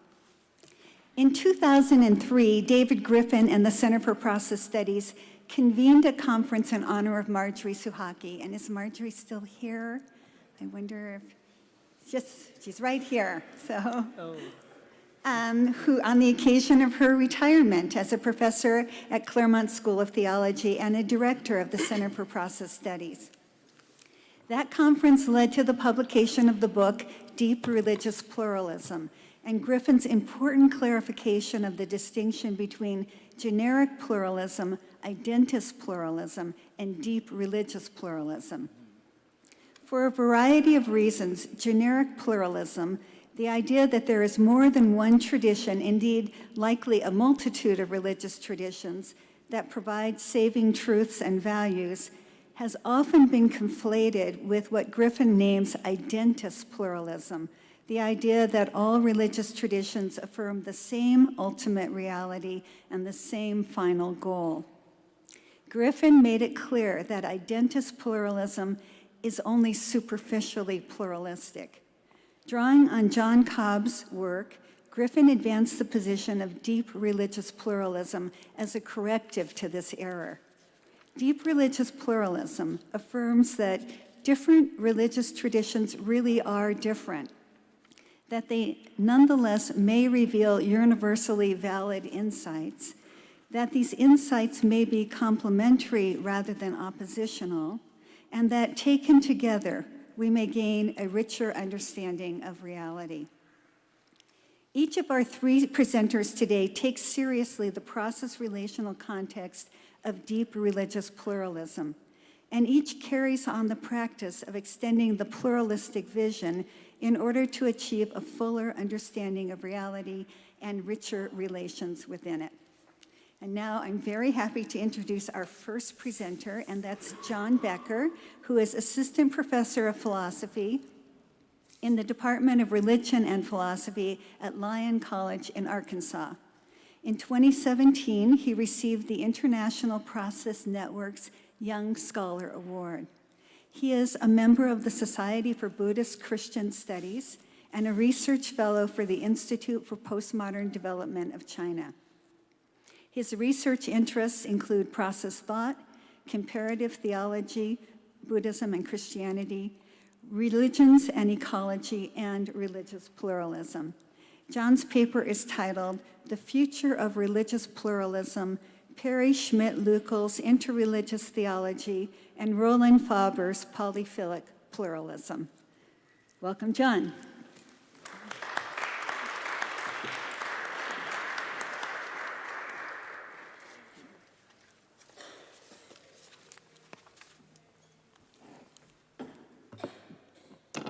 I'll be trying something different. Wow, okay. I'll be trying something different today. And usually I print out my papers, but today I want to try and use my laptop. We'll see how it works out. Yeah.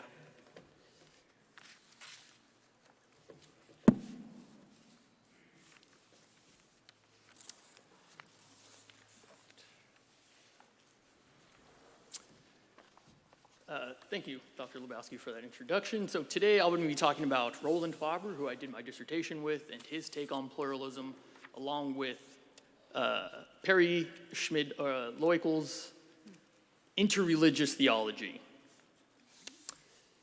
And I'm going to be talking about fractals, and of course, I'll show some examples of fractals if you're not up to date with your geometry here. So the word religion, tradition, is commonly viewed as an impenetrable system of beliefs, rituals, expectations, grounded on an exclusivist assumptions. Operating under these assumptions, the only reasonable comparative approach between religious traditions falls under the realm of apologetics, the style of religious writing that defends and elevates the sole authority of a tradition from its rivals. This self-justifying prose functions under the principle of bivalence, where a person's faith and another's fall under two possible categories, true or false. Sorry, should have gone the paper route already. True or false. The rich resonations between traditions remain unrealized when confined to the binaries of either or, true or false. The objective then is to see another tradition in an uncommon way, allowing it to broaden perspectives, instill appreciation, and reveal alternative possibilities. Process thought or constructive postmodernism has facilitated an enlargement of perspectives, opening the universe to a manifold of togetherness and meaning.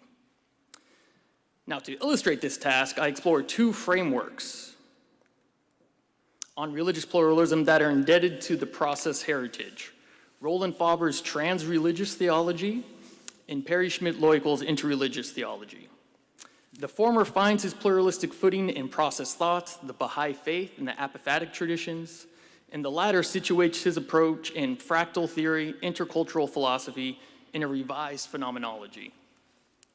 Both offer a dynamic vision of religious pluralism that gives powerful responses to the limitations of bivalence I mentioned above.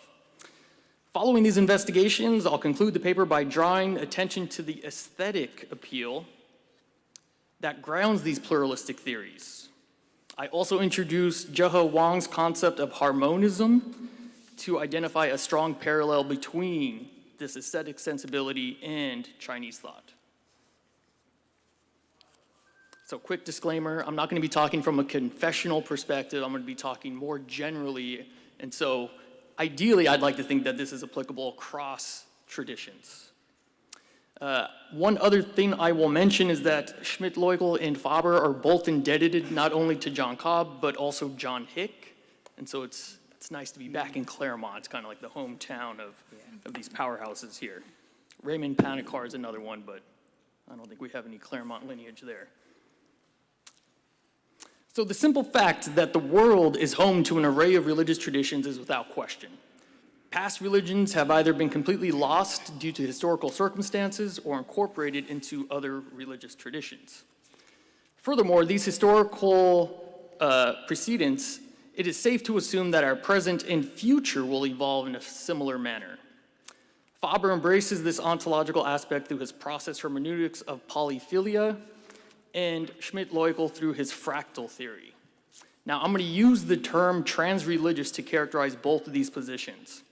Now, this term was first incepted, its inception was with Roland Faber and Karl Bayer, both colleagues at the University of Vienna prior to Faber coming here to teach.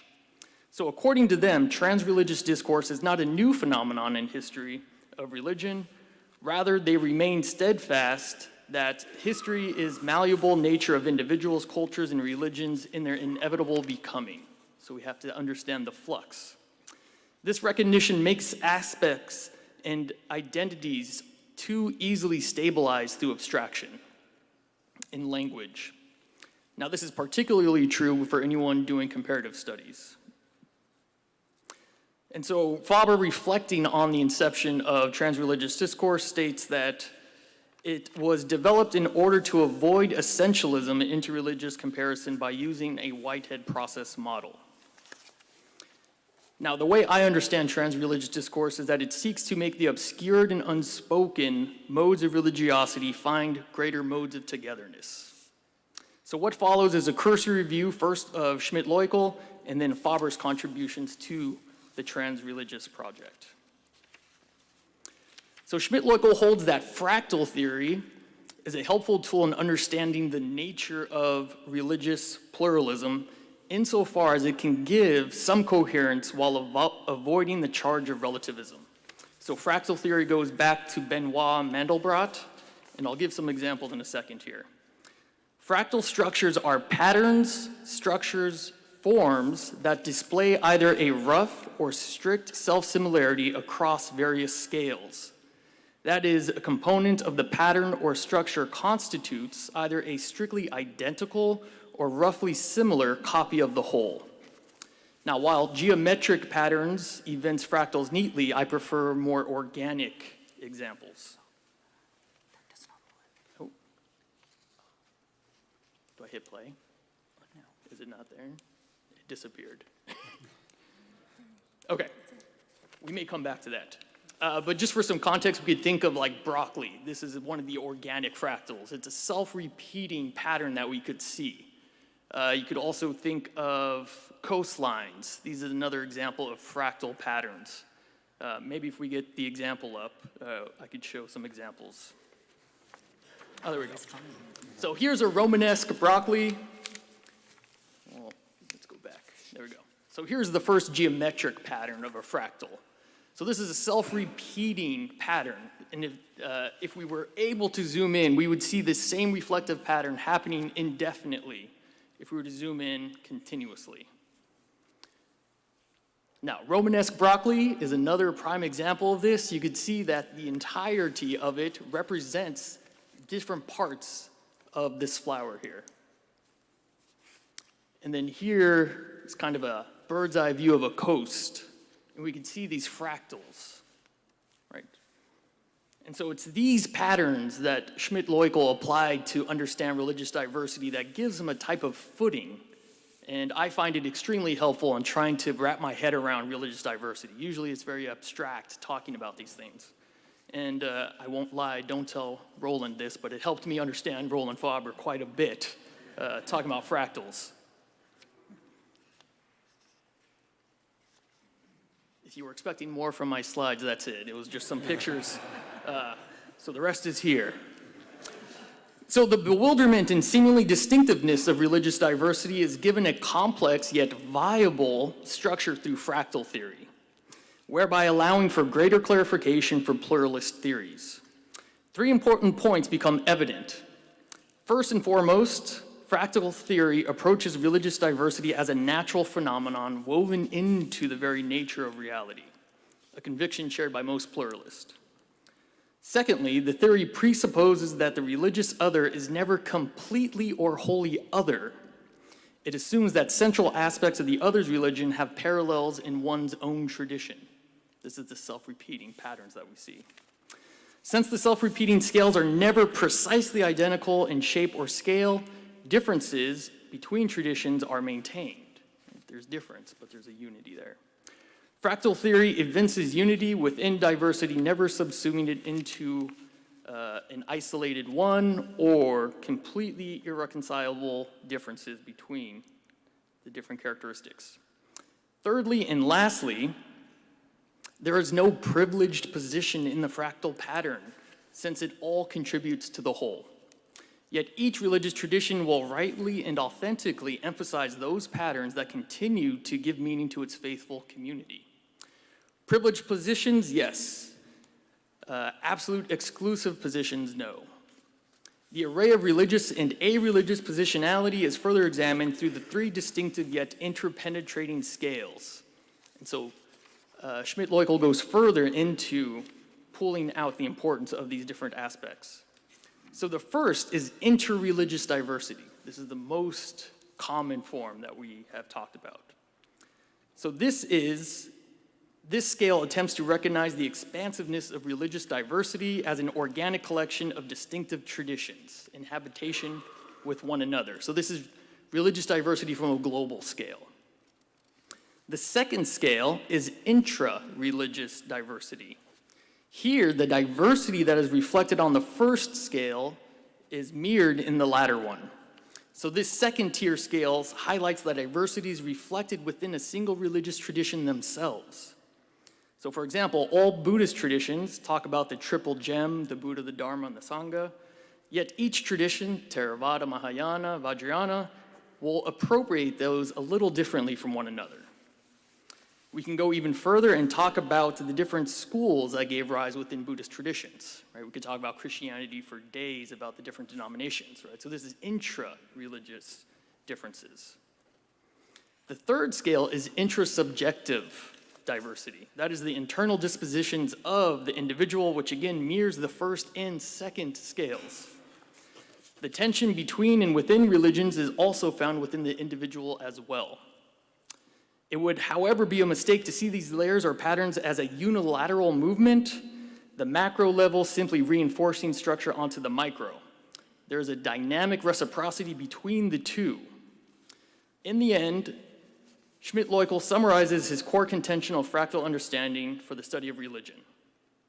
He states, "The nucleus of the theory is that diversity that we observe among religions globally is mirrored in the diversity that we find within each of the major religious traditions, and that we can also discern patterns of this diversity within the religious orientation of the individual." So here we have three scales operative to understand the differences that we come across. From this, he starts to pull out different insights from his fractal position. First, he talks about the theological credit of trust that holds that religious truth exists outside of one's own tradition, and those other religious traditions have access to ultimate reality. So these are all authentic orientations. Secondly, there's a fundamental intuition of the unity of reality that holds all truth must be compatible in some sense, and therefore interreligious theology is a creative undertaking. Thirdly, related to interreligious discourse, insofar as each encounter must be rewarding beyond merely enriching one's own tradition, but listening to other interpretations without, or from outside of it.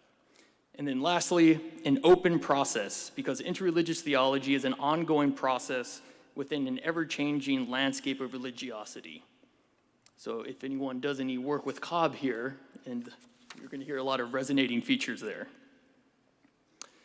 Now, with these insights, he develops additional methodological insights as well.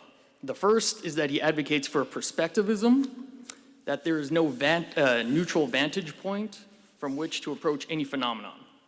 Therefore, it is a confessional project with intellectual openness. Secondly, it's imaginative. Seeing another tradition as a practitioner sees it requires an imaginative leap. One must not seek merely knowledge of other traditions, but to be in their shoes in a sense. Now, these first 2 points culminate in the latter two, which is interreligious theology is going to be comparative and it's going to be constructive. So upon receiving a new lens, one's home tradition is viewed anew. What John Donne refers to a passing over and coming back, what John Cobb talks about mutual transformation. From this new vision, interreligious theologians faithfully construct new modes of understanding from both within and outside of their own religious traditions.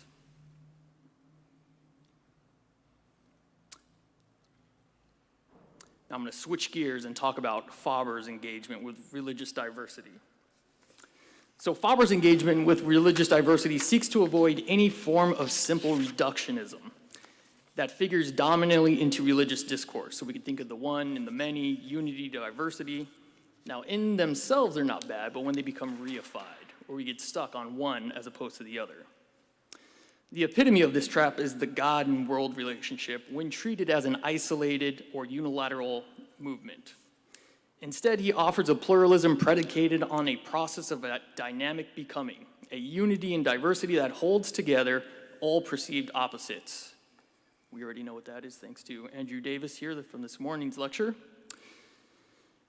Now, Faber substantiates his transreligious approach via 3 gates of relativity: connectivity, apophasis, and infinite worlds. Connectivity plays a central role by not only maintaining a relational universe, but more importantly, negating substantialist assumptions. Connectivity or relationality draws one's attention to the way in which importance is felt in the universe. Here, an object or an event is defined through its experiences in web of relations. From these experiences, the gate of connectivity rehabilitates a purposeful universe without advocating for a single purpose or teleological end. Naturally, we must speak of structures and systems to orient ourselves in the universe, but to insist on their absolute existence assumes a closed metaphysical system. On the other hand, relativity is not relativism. Reality is a multifaceted, deeply complex web of relations that defies precise structures. But this does not necessitate the belief in an utterly random universe either. In conversation with Whitehead, Faber maintains that the absence of absolute chaos and indifference toward structures of feeling and the potential for progression of ever higher patterns of harmonies in the intensity of feeling is a sign that suggests for Whitehead the immanence of God in the process of the world of becoming. Yet this harmony is not the harmony of logic that lies upon the universe as an iron necessity, but it indicates an aesthetic harmony that stands before the relational universe as a living ideal, molding the general flux in its broken progress towards finer, subtler issues. Oh, Faber. As with Schmidt-Leukel, strict logical formulations of religious diversity are debased in favor of aesthetic qualities. Our categories and structures are malleable placeholders for a dynamic process that employs a different rationale of coherence. This is something I'll return to in the conclusion. Although a central theme across world religious traditions, the Western manifestations, the Abrahamic traditions, have never made the apophatic a cornerstone of religion, which is the second gate of his relativity. The universality of the apophatic ruminations, according to Michael Sells, makes it one of the most promising ways for interreligious dialogue for universal peace, a conviction also shared by Faber.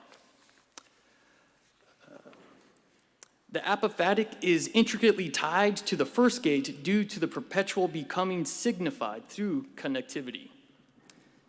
This processual recognition renders the most absolute assumptions asunder. Apophasis always pierces the fabric of relationality and rationality. Reality exemplifies an open process completely that demands apophatic attentiveness for what once was may no longer be, and what currently is may not be in the future. Furthermore, and paradoxically, the relativistic implications of apophasis are to be found in its absoluteness. Mystically inclined sages were acutely aware of this paradox, yet recognized the importance of the insight. Great thinkers have tackled this issue not with the goal of resolving the tension, but rather to evince its dialectical ingenuity. According to Faber, because ultimate reality is directly inaccessible, no religion can make exclusive claims. All such claims reflect back on the particular traditions. His third gate talks about infinite multiplicity of worlds, but due to time, I'm going to kind of move down to my conclusion. I thought I timed this a bit better, my apologies. So to summarize Faber, clarifying the ramifications of polyphilia. Polyphilia is the love of the manifold, and this is something that is directly correlated with religious diversity. That is, it is something that is willed, acceptable by God, and we are participating in that love of the manifold.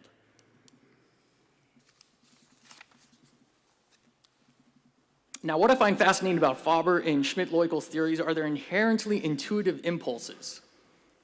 And the way in which I find that resonation is through the aesthetics. Now, what I find fascinating here is that they're moving away from the strict logic that we're used to talking about religious pluralism, and that tends to get us in issues if anyone has done religious pluralism or comparative theology. I'm just going to go off the cuff here. But when we think about a different type of logic, one that's not concerned with the necessity, going back to that quote that Faber quoted, the necessity of iron logic, but we're rather looking at aesthetic, moral, emotive feelings, right? There's a different type of rationale at work here. And I find this both in Schmidt-Leukel and Faber's account here. And so just like art theory, right, if we talk about aesthetics in terms of art, it is hard to define across the board. There's not going to be a pristine definition for any type of aesthetic appeal. Rather, you're going to know it when you see it, much like religion, I would argue. And due to this type of malleable nature, it's more appropriate, I argue, to approach religious diversity more as an aesthetic feeling for intensity, something that Whitehead would agree with, right? We're looking for that vividness of these contrasts. And that is where we get that experience towards a higher grade of experience. And so, just for the sake of time, that's where I kind of end it. We could have more conversations, and thank you.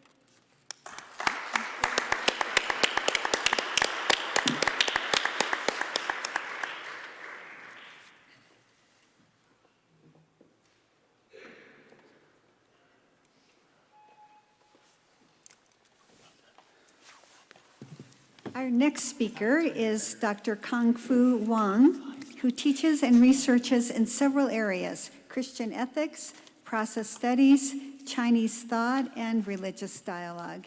He graduated from Claremont School of Theology with a PhD in religion, ethics, and society. His dissertation is titled Transforming Conflict, a comparison of Whitehead's beauty and Lao Tzu's Ziran, self-so. He currently serves as a faculty member at Nanjing Union Theological Seminary. The title of Dr. Wang's paper is For Religious Pluralism, Process Readings of Lao Tzu's Tao.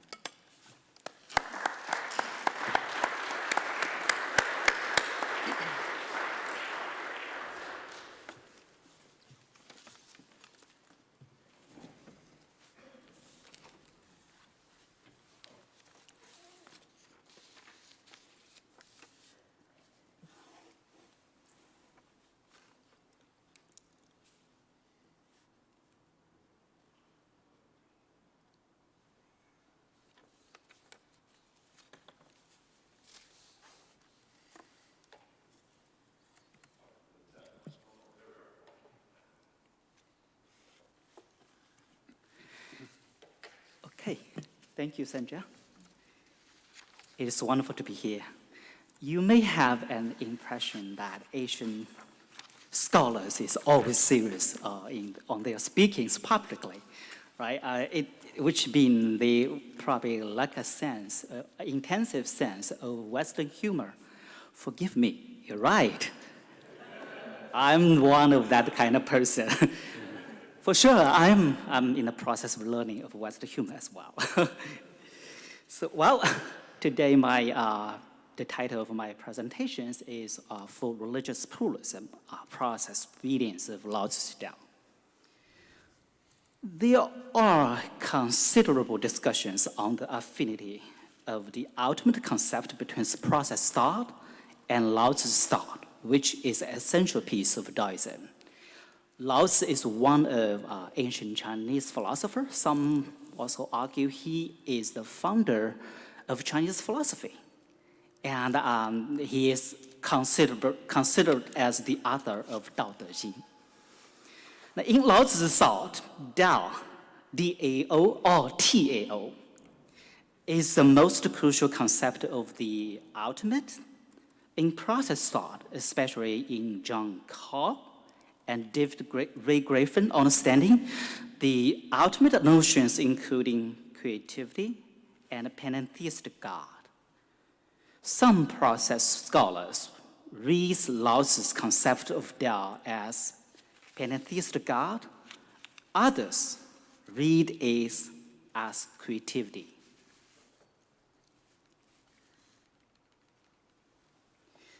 While pantheistic God is personal and creativity is impersonal, the two process readings are contrary. In my paper, I respond to the contrary by providing an alternative process reading, Lao Tzu's Tao, both as creativity and pantheistic God. From the perspective of interreligion and intercultural dialogue, all three process readings endorse religion pluralism in a generic sense. The alternative readings complex the other two for presenting religion pluralism. So I prepare a slider. When I present my paper, you may watch this slider for my explorations. So I try to talk about each one a little more. Now I will talk a little more about two process readings of Lao Tzu's Tao, and a little more about an alternative reading of Lao Tzu's Tao, and finally I will say how they are working for religion pluralism. Let's get started.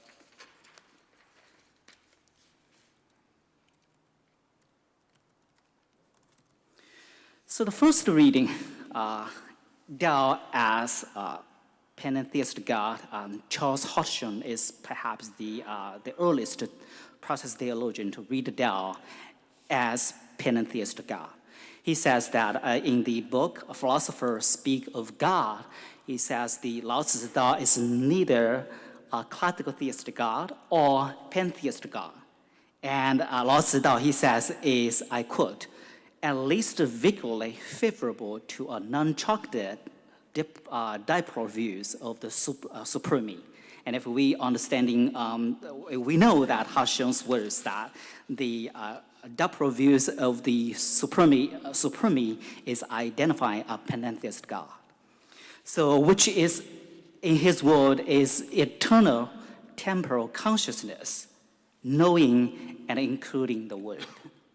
And Hodgson is aware about his claim is very disputed, and he has followed the non-strife of the spirit of Tao. Now, most of the process scholar will say, will consider this one is, is overlooked Hodgson's reading.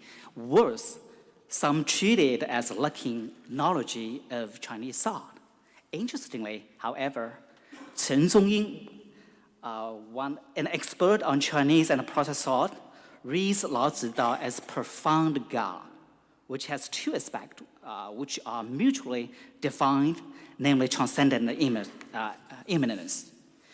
Now he says that the two aspects of Tao, Yu and Wu, are similar to wise-head God, which has two natures. This is the first reading. The second reading, besides this reading, some process scholar read Lao's concept of Tao as creativity. Now, Joseph A. Bracken reads Lao's Tao as the Tao itself is pure movement and activity. And in his book, The Divine Matrix, he says, the Tao never became an actuality in its own right, but instead served as a dynamic principle for the existence of things that do not exist in their own right. David Howe goes further to say that the Taoist notion of creativity is even more radical than Whitehead's, since there's nothing in the Taoist vision that functions as does the primordial nature of God, as transcendence, ordering principle, conditioning, or acts of self-creativity. And the other process scholars follow this reading as well, like Roger T. Amy, right? Like Ellen Fox, like recently Han Keaton and Yu Fu in their translation of Dao De Jing says Dao is not an object, and they interpreted Dao as endless creating and creating endlessly. Although this kind of scholars, the process scholars, interpret Lao Tzu's Dao slightly different, but they all support read Dao as creativity. So you see that the two readings are contrary. Probably they're the contrary and the three aspects. One aspect, the with the Dao is an actual entity. The second aspect is with the Dao knows the world. The third one, with the Dao, is the ontological measure of human goods. So the first reading will give a yes, but second reading will say no.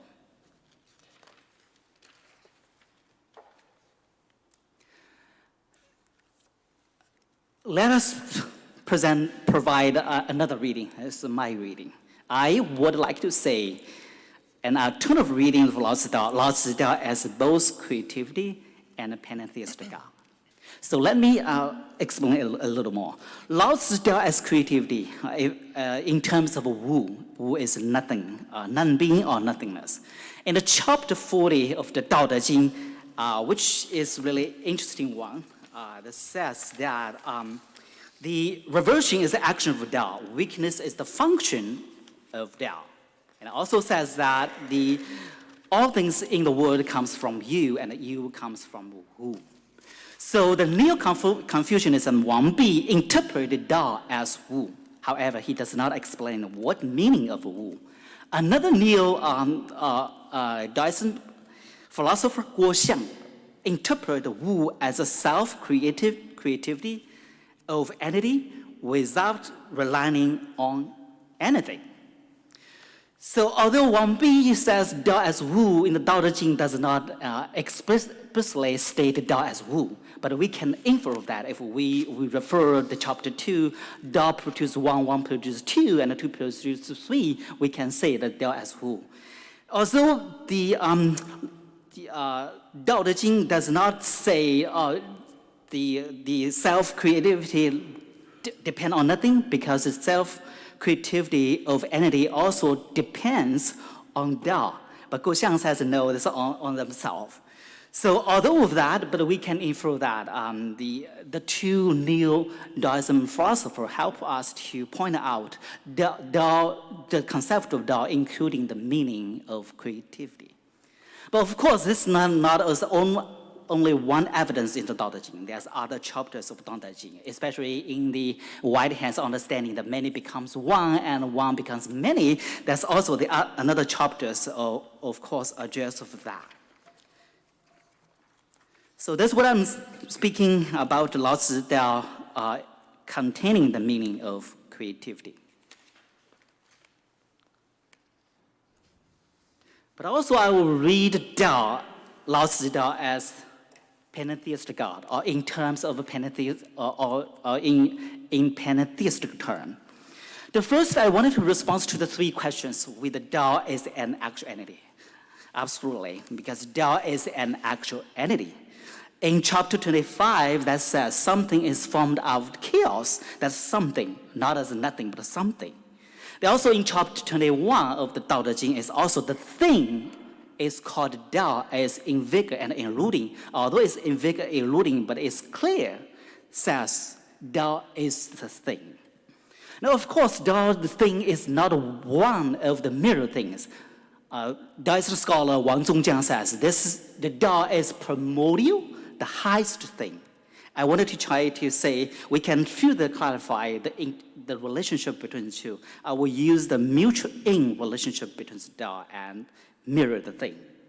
What I say in mutual in, the in I'm following Philip Clayton's understanding about ontological dependence, inheritance sense of the in. That's pantheism understanding. So in the Lao Tzu, we can clearly say that Dao De Jing, we can clearly say that Dao produced 1, produced 2. The mirror things depends on Dao.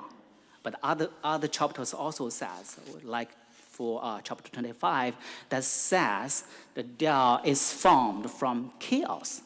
And Dawson scholar says that the chaos is related to the cosmic X myth, Chinese. That's very fascinating creation myth in China.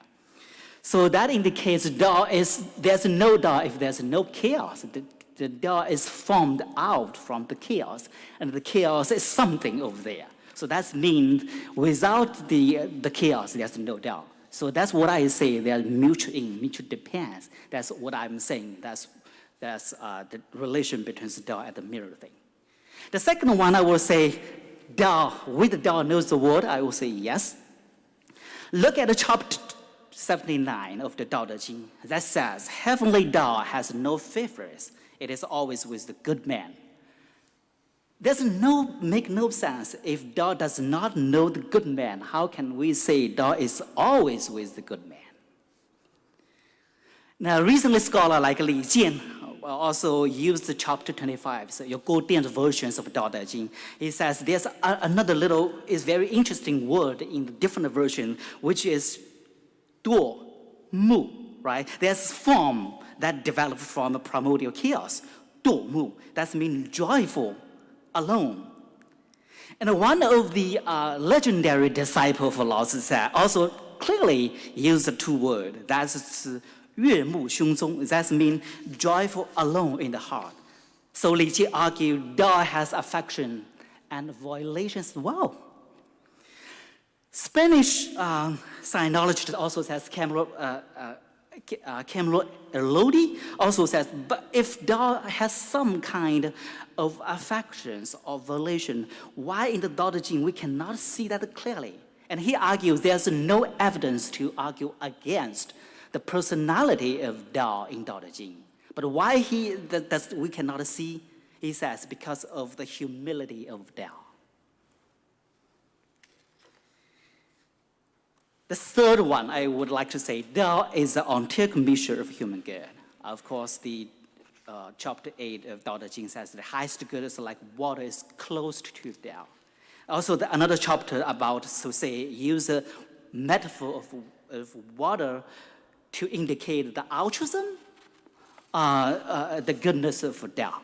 So if we look at it deeply, we clearly understanding, like the Chen Zhongyin says, the goodness inherited in Tao. So that's what I'm reading. Let us turn the last section I wanted to address. So how this three process reading connect of the religion pluralism. So my statement is that all three process reading endorse religion pluralism in the generic sense. The alternative reading complex the other two for presenting religion pluralism. According to David Ray Griffin, religion pluralism in the generic sense means two affirmations. One is negative, another is positive. The negative affirmation is that the rejection of the rejection of religious absolutism, which means rejecting a plural assumption that their own religion is the only one that provides saving truths and values to its adherents, that it alone is divinity inspired, that it has been established as the only legitimate religion, intended to replace all others, as I quote. Now, of course, religion absolutism has two primary forms. One is religion exclusion, another is religious inclusion. The positive affirmation is the acceptance of the idea that there are indeed religions other than one's own that provide saving truths and values to their adherents.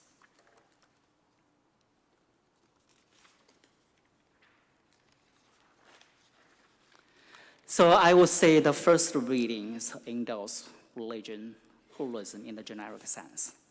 Now, we know that when the Haitians used the term the pantheism, or the Chen Zongyin use God for Tao is really bold and is risky. Because in the Tao Te Ching, Shen, right, Shen is God, is nothing about the Western understanding of Shen. Shen is always about the soul. After the death of the elite, there is God. But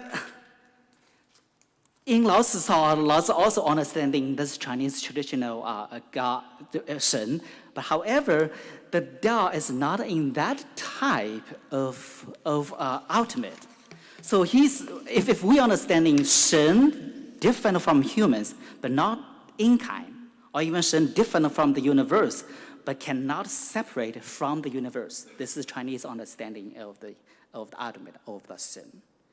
Another one, for example, classical theism, the Western classical theism insisted that God differs from humans in kind, can exist without the universe. Pantheism, or profound God, as Chen Zongyin says, as criticism of both one. So that's why I use pantheism is establish the connection between the two different traditions. So what I do to say is really to criticize their own tradition, West tradition, but also engage with the Chinese tradition. That in the new words, that's to establish the sense of religion pluralism. For the second reading, which is very different from the first reading. But I also that the second reading also endorsed the religion pluralism in the generic sense. Because in David Ray Griffin and John Cobb's understanding, there are two outcomes. One is impersonal, another one is impersonal. So when they say Tao as creativity, they emphasize the difference between Westernese, Chinese, and especially the Christians as well. So they wanted to emphasize the difference between the two traditions. Now, I would like to say the second one is emphasize the deep religion pluralism. The East emphasize the impersonal creativity. The West also, emphasize the personal ultimate. Now, of course, it does not like exclusivism. Exclusivism is always overlook the impersonal ultimate. But in the second reading, they were very value of the impersonal creativity because they thought the personal ultimate is chief exemplifications of creativity. So that's why they value the East tradition very well. So for me, I think I will read 2 paragraphs of my position. So the alternative reading standing with the first 2 readings for religion pluralism. The alternative reading follows the first reading to use the phrase of pantheistic God for Laozi Tao. It also stands with the second reading to use creativity for Laozi Tao. The second process reading differs from first, but both endorse religion pluralism in the generic sense, as I announced above. Because of this fact, the alternative reading surely stand with them. The more important thing is that the alternative reading provides something that the first process readings overlooked for presenting religion pluralism. The overlooked is twofold thing. The first aspect is about the issue of multiplicity in readings of Laozi's concept of Tao. While the first reading, understanding Laozi Tao in pantheistic term, it overlooks the multiple meanings of Laozi's concept of Tao. The second reading have a similar problem in reading Laozi Tao merely as creativity. This reading probably leads a simplification of Laozi's concept of Tao. They have the advantage of introducing Laozi's concept clearly, but they may sometimes share the criticism unfaithfully. Moreover, they may lead to an impression that religion pluralism in their reading of Laozi's concept of Tao is not plural or deep enough. The second aspect of concern are the clarity problem in reading Laozi's concept of Tao. Clarity is one of the required features of any scholarship. The first and the second process reading did well for the clarity of Lao's concept of Tao. However, things may often go oppositely, as Lao's repeated reminder us. In the case of Lao's concept of Tao, too much clarity leaves no space for Lao's word. The Tao that can be told is not eternal Tao. It may lead to another impression that religion pluralism in their readings, Lao's concept of Tao, is not holistic enough. So for the twofold things, the outward process reading helps complete.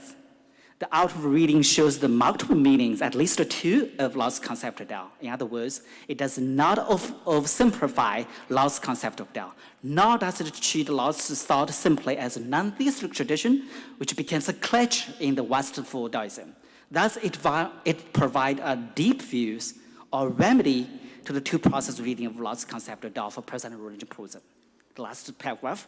More, the outward reading respect clarity for interpreting Lao's concept of Tao.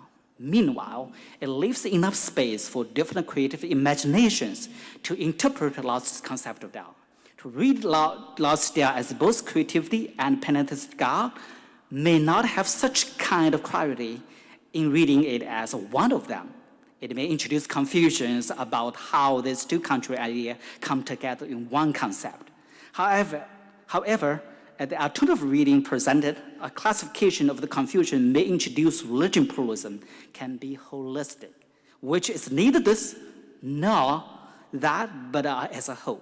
In short, religion pluralism present in the alternative readings underline the difference within similarity and similarity within difference, which is the soul of religion pluralism. Thank you.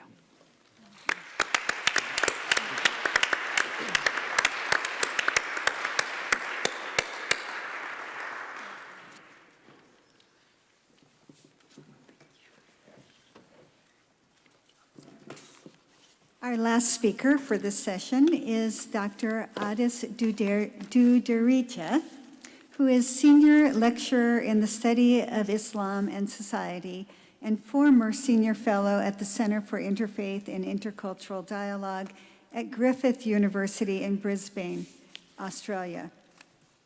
He is recognized internationally in the field of contemporary Islamic studies, especially in relation to his work on the theory of progressive Islam, theories of interfaith dialogue, gender issues, and the Islamic intellectual tradition more generally. He is author of over 50 articles, book chapters, and encyclopedia entries, and the author and editor over half a dozen books. He serves on the editorial board of several academic journals, and his scholarship has been translated into Arabic, Indonesian, Urdu, Hindi, and Bosnian. Dr.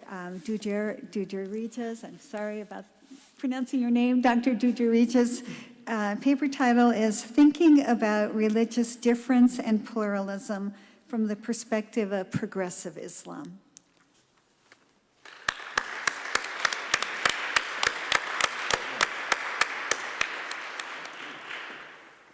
Well, good afternoon, everyone. I have the fortune or the misfortune, depending upon your perspective, of being the last speaker. So whatever I say, probably we are all suffering from listening fatigue. So from my perspective, please continue not to engage in listening to me because you're not going to learn much, and I can say whatever I want, and probably you're not going to mind as long as it's all over ASAP. Okay. A couple of more caveats. My paper is intentionally a little bit light on process thought, and there's a lot of emphasis on progressive Muslim thought because it is relatively unknown. I believe you are all experts on process thought, unlike myself, who is a recent, convert. So I'm hoping that as I'm presenting my ideas, we can perhaps together discover synergies between what I have to say and what potentially synergizes or the affinities between what I'm going to present, the way I have theorized progressive Muslim thought and process relational thought. So, So in my paper, I will start by providing an overview of progressive Muslim thought, as I have tried to theorize over the last decade and a half. And then I'll focus on one particular thinker within this camp of progressive Islam, an Iranian philosopher, Abdul Karim Soroush, who has contributed significantly to religious pluralism from the perspective of progressive Islam. Okay, so progressive Islam is one of several transnational intellectual and social movements in contemporary Islam. The proponents of progressive Muslim thought, both at a scholarly and an activist level, are to be found spread throughout the both Muslim majority and minority contexts.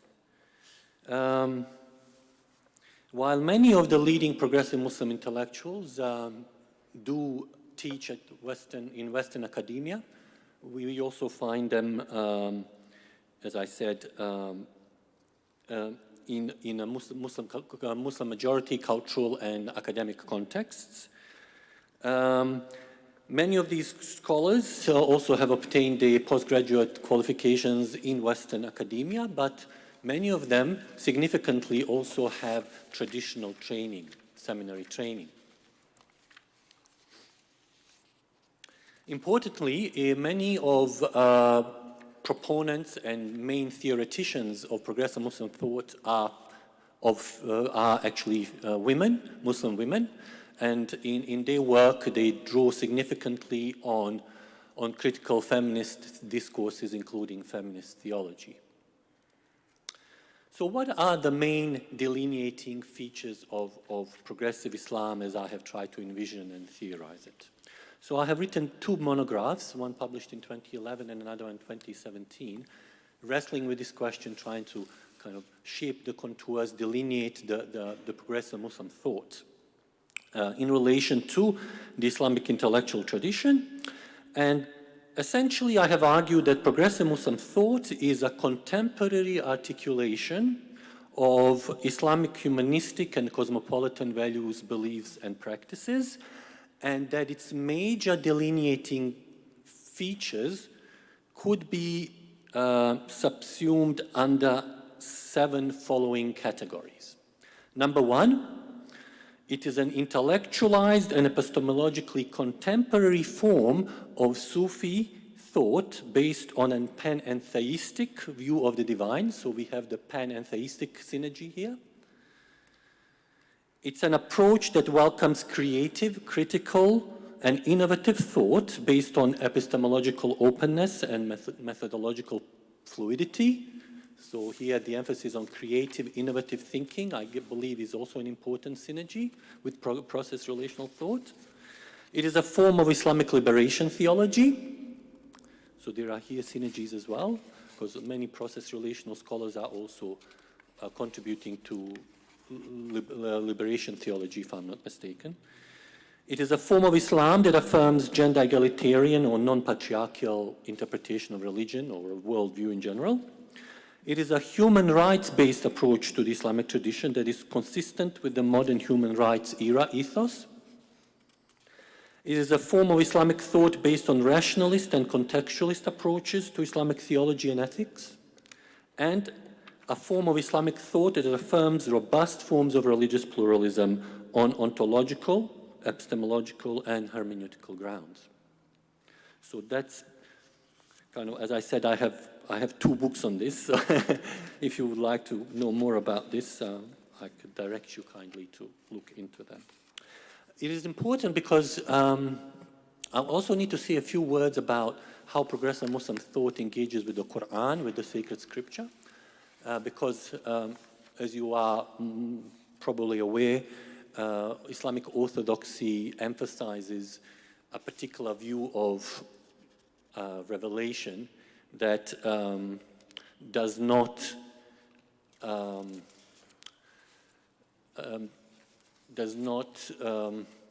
I guess, lend itself to, it is starkly different from how process relational theology would approach the concept of revelation and sacred scripture. So progressive Islam, progressive Muslim thought, in order to understand the nature of progressive Muslim thought and its relationship to pluralism, including robust religious pluralism, it is essential for us to understand how it approaches the Quran and the nature of revelation itself. So, again, as I try to explain in the monographs that I've published in the past, progressive Islam considers the Quran as a socio-culturally produced and a literary discourse or sets of discourses. According to progressive Muslim thought, there is an organic and symbiotic link between the religious environment out of which the Quran emerged and the very nature of the Quran itself. Moreover, from the perspective of philosophy of religion that is embraced by progressive Muslim thought, namely that one informed by process-relational metaphysics, the concept of revelation, or what constitutes sources of divine signs, is non-text dependent, but emphasizes the validity of the concept of revelation by pointing to two different ideas. Number one, and again, there are some synergies here with process-relational thought, I hope. Number one, the centrality of human religious experience, including the mystical and the perennialist, as a universal phenomenon, historically and across diverse cultures and civilizations. And the second point through which the concept of revelation is understood is that the natural world and the human rational faculty are also sources of divine signs. These divine signs are repeatedly confirmed in the Quran and are termed the ayat. In this respect, there is a qualitative difference here between progressive Islam's approach to revelation and the nature of the Quran and Islamic orthodoxy. For Islamic orthodoxy, it is the plain ahistorical and non-philosophical reading of the Quran itself and the associated canonical literature that sets the parameters of what constitutes the divine signs, including the Quran itself. Whereas in the progressive Muslim thought, the concept of revelation is a byproduct of a particular approach to philosophy of religion understood from the perspective of process-relational theology, through which Quranic theological ideas are conceptualized and interpreted. This is in part because in progressive Muslim thought, the understanding of the origins and the nature of the Quran are metaphysically different from that of the Islamic orthodoxy, which brings me to my next point. Namely, in concert with process-relational theology, and metaphysics more generally, and in contrast with Orthodox Islamic dogma, progressive Islam's approach to scripture as source of divine signs is premised on the metaphysical impossibility of a purely divine text and a metaphysical impossibility of the non-contingent and non-evolving nature of human religious experience, including that is considered to be prophetic. So, from the perspective of progressive Muslim thought, the Quran ought to be interpreted, number one, in the light of the metaphysical parameters of process-relational metaphysics in general and process-relational theology that rejects the concept of a God as conceptualized in classical theism. And two, in light of Quran's intertextuality and the historical context in which the Quran originated. This approach to revelation and the Quran, needless to say, has very important implications on how progressive Muslim thought approaches the question of pluralism, including the religious, since unlike Islamic orthodoxy, it does not metaphysically, philosophically, or hermeneutically privilege the Quran as either the most important or the source of question on the question of pluralism from a normative vantage point.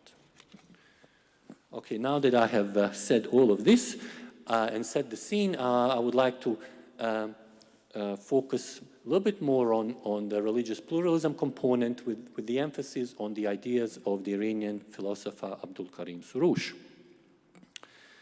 The Muslim tradition has employed the Quran and the canonical literature to justify religious exclusivism, inclusivism, and pluralism in terms of its soteriology. Mainstream theological and legal tradition has been framed in primarily exclusivist and to a lesser extent inclusivist modes, whereas philosophical mysticism and progressive Muslim thought have argued for a pluralist perspective. The Quran, on surface level, contains verses that are both exclusivist and pluralist in nature. Progressive Muslim theologians do build upon the religiously pluralist tendencies in the pre-modern Islamic tradition, most clearly evident in the pre-modern mystical philosophical trend associated with scholars such as Muhyiddin al-Arabi, Ibn al-Arabi, who died in the 13th century, the Andalus scholar, and Jalaluddin al-Rumi, another famous poet, philosopher that I'm sure most of you are familiar with, also died, a Persian poet who died in the 13th century. So there are these pre-modern pluralist tendencies that progressive Muslim thought does engage with and build upon. But my focus is on Abdul Karim Soroush, who best exemplifies progressive Muslims' approach on the issue of religious pluralism, diversity in our contemporary context. Soroush's support for religious pluralism is framed in the context of contemporary discussions on epistemological pluralism that is embedded in the branch of philosophy known as critical realism. Critical realism is based on the premise of the real epistemological implications of fallibility of human reasoning and understanding without thereby embracing the philosophy of postmodern relativism. And here again, I think there is a synergy between process relational thought and progressive Islamic thought. Soroush considers religious pluralism as a decidedly modern phenomenon with some historical roots in pre-modernity. For Soroush, religious pluralism is part of a larger set of pluralisms, namely cultural and social pluralism, all of which are, however, organically linked. Soroush argues that in contemporary epistemology, incommensurable religious pluralism is premised on two ideas. The first pertains to the diversity of understanding of religious texts, and the second to the diversity of our interpretation of religious experiences.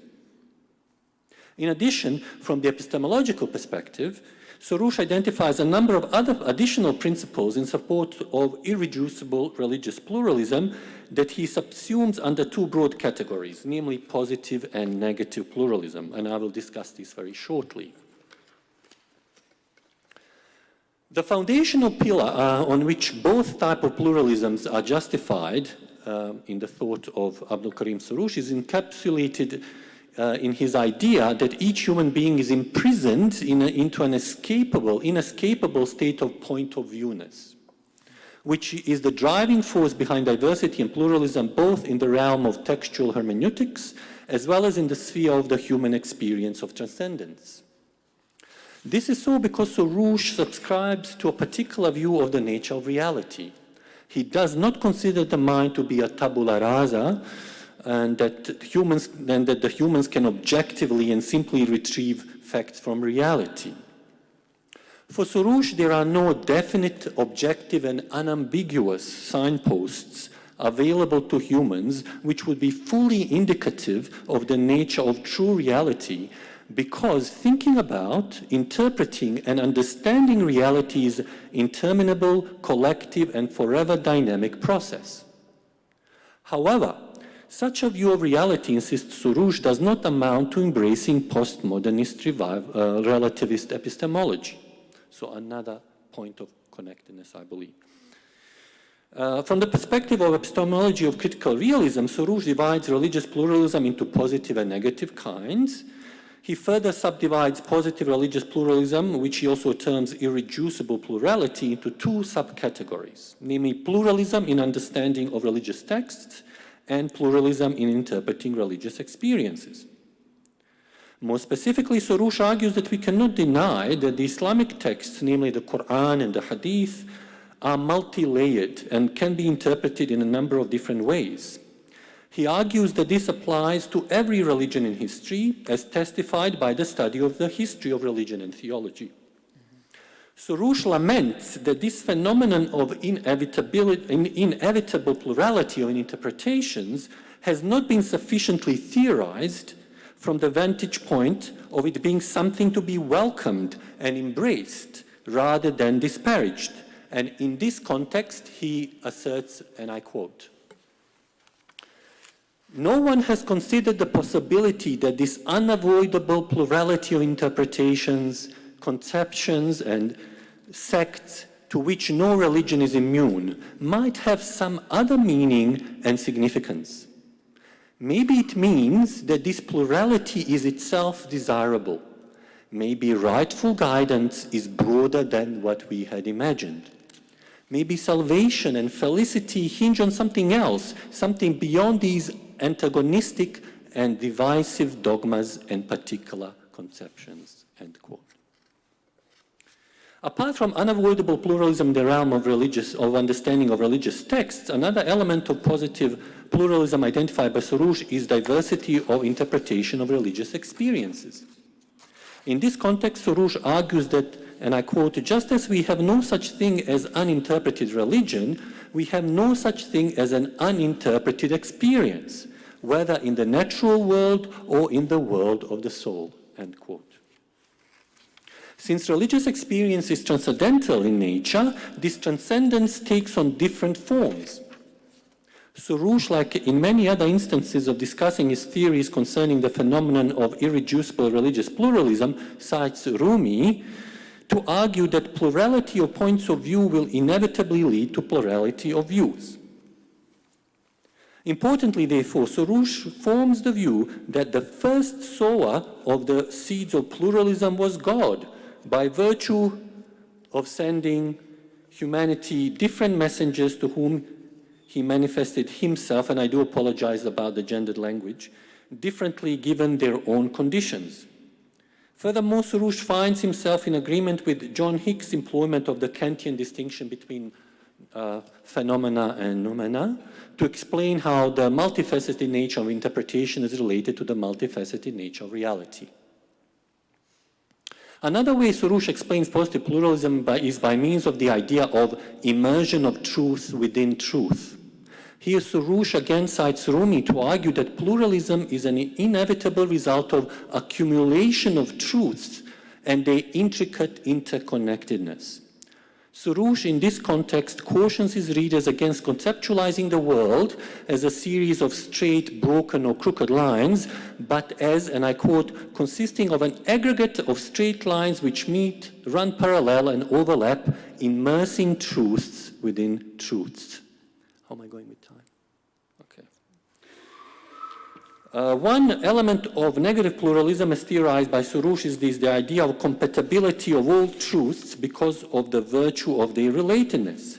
In this regard, Soroush opines that truths are like stars that belong to the same constellation and that reside under the same roof.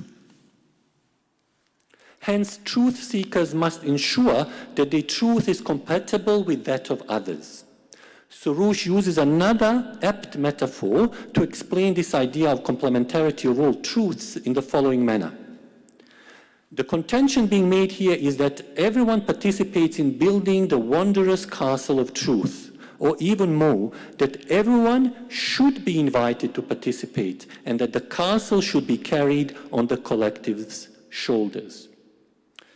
Now, I will not have time to go into the pluralism at the level of interpretation of texts, so that's another or hermeneutical pluralism at the level of meaning, and given that I am running out of time.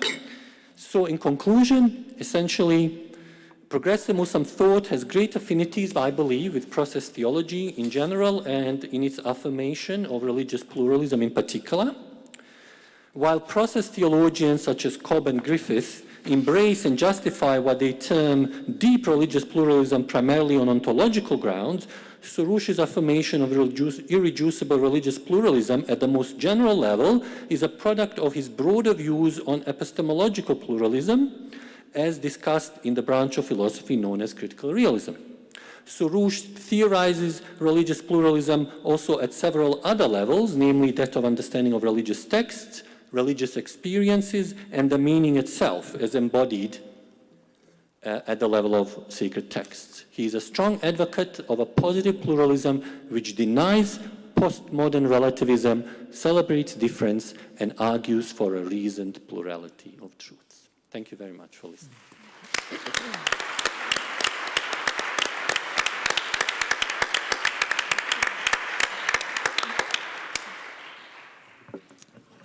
Thank you all for these really marvelous papers. And I am going to start with a question for each of you, and then we'll open it up. John, I wonder if you would tell us some more about this very interesting proposal that the conversation between traditions ought to privilege aesthetics over logic or propositions of truth.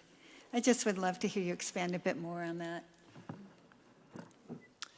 Yeah, so not only am I drawn towards fractal theory that I briefly showed some of the examples there, but there's a line in Whitehead in Science in the Modern World that talks about when a Christian is reading the gospel, he's not reading it for truth, as in right or wrong, true or false.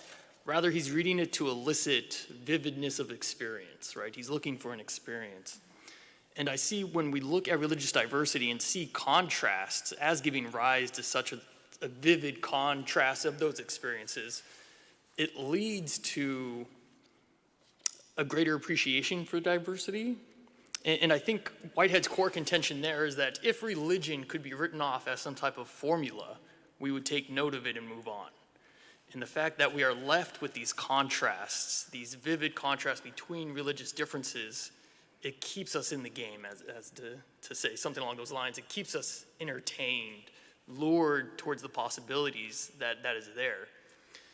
And again, I see a lot of similarities with aesthetics there, right? I've done not substantial reading on art philosophy along those lines, but there's a vagueness to it. And I think it's that vagueness that draws people towards it, trying to discern those differences, what draws us towards particular arts. And I know that makes it sound a bit more relativistic, but when we think of the polyphilia, right, the love of the manifold and all these differences, right, it's that vividness that keeps us gravitating towards that topic. And so, in a very cursory way. Great. Yeah. I want to push you a little bit more and just ask you if you see that importance of patterns and the relationship of patterns as part of what is the aesthetic approach. Yeah, so the importance of patterns, I think, just opens up the door for more comparison across religious lines. And if we see that there is the same pattern, not the same pattern, but a similar pattern in other traditions, it opens up the possibilities then. And I mean, we could talk about like the humanistic movement within Christianity itself as a way to correspond with Theravada notions of, a godless universe, right? And so even though it's not emphasized in a particular tradition, if you look deep enough, you will find those patterns that are cross-cultural, cross-religious. Yeah, thank you. Thanks. I think it's a really fruitful area for further work. I hope you'll continue to work on that. Thank you. So, Kanfu, let me give you your question. I have is, I'm going to accept your position of that there's a dual reading of the Tao, and just ask you, can you help us understand when it's more useful to think of the Tao as creativity, and when it's more useful to think of the Tao in panentheistic terms? And for instance, when you're dealing with environmental or political issues, is one form more useful than another? Oh, thank you. It's really really good and profound questions. Although my paper does not directly address of that, when I'm speaking about the questions like profound, which mean there's no straightforward answer of that. But I think it's really a great. I try to answer that questions. I think when we address about the useful, we wanted to say to whom that is useful, right? To us, to humans, or to the animals, or the other species, or the whole environment as well. The other term, when we're talking about the term useful, we probably, because useful is a practical term, according Aristotle's categories, we always put in the political and ethical areas, right? I try to address a little bit on the ethical areas. When we say useful, we wanted to say which one is better or which one is good. Or we also can say which one is right, more right? So For me, I think I think the the answer for this one, they cannot separate. They need both sometimes, right? For example, when we think about Dao as panentheist God, is really for political issues, because Whitehead also always criticize about religion. We always think God as Caesar, right? The Almighty One. And that's religions always imitate. Religion people always imitate that kind of God. And in the political as well. So in that mode of thing, I think God as panentheist God, as a weak God, is much more helpful for the political issues. But of course, when we're talking about environmental issues, we say when we think about creativity, it's much more useful, right? When we're talking about the creativity in the environmental, we will say not only us have a value, but other has value as well.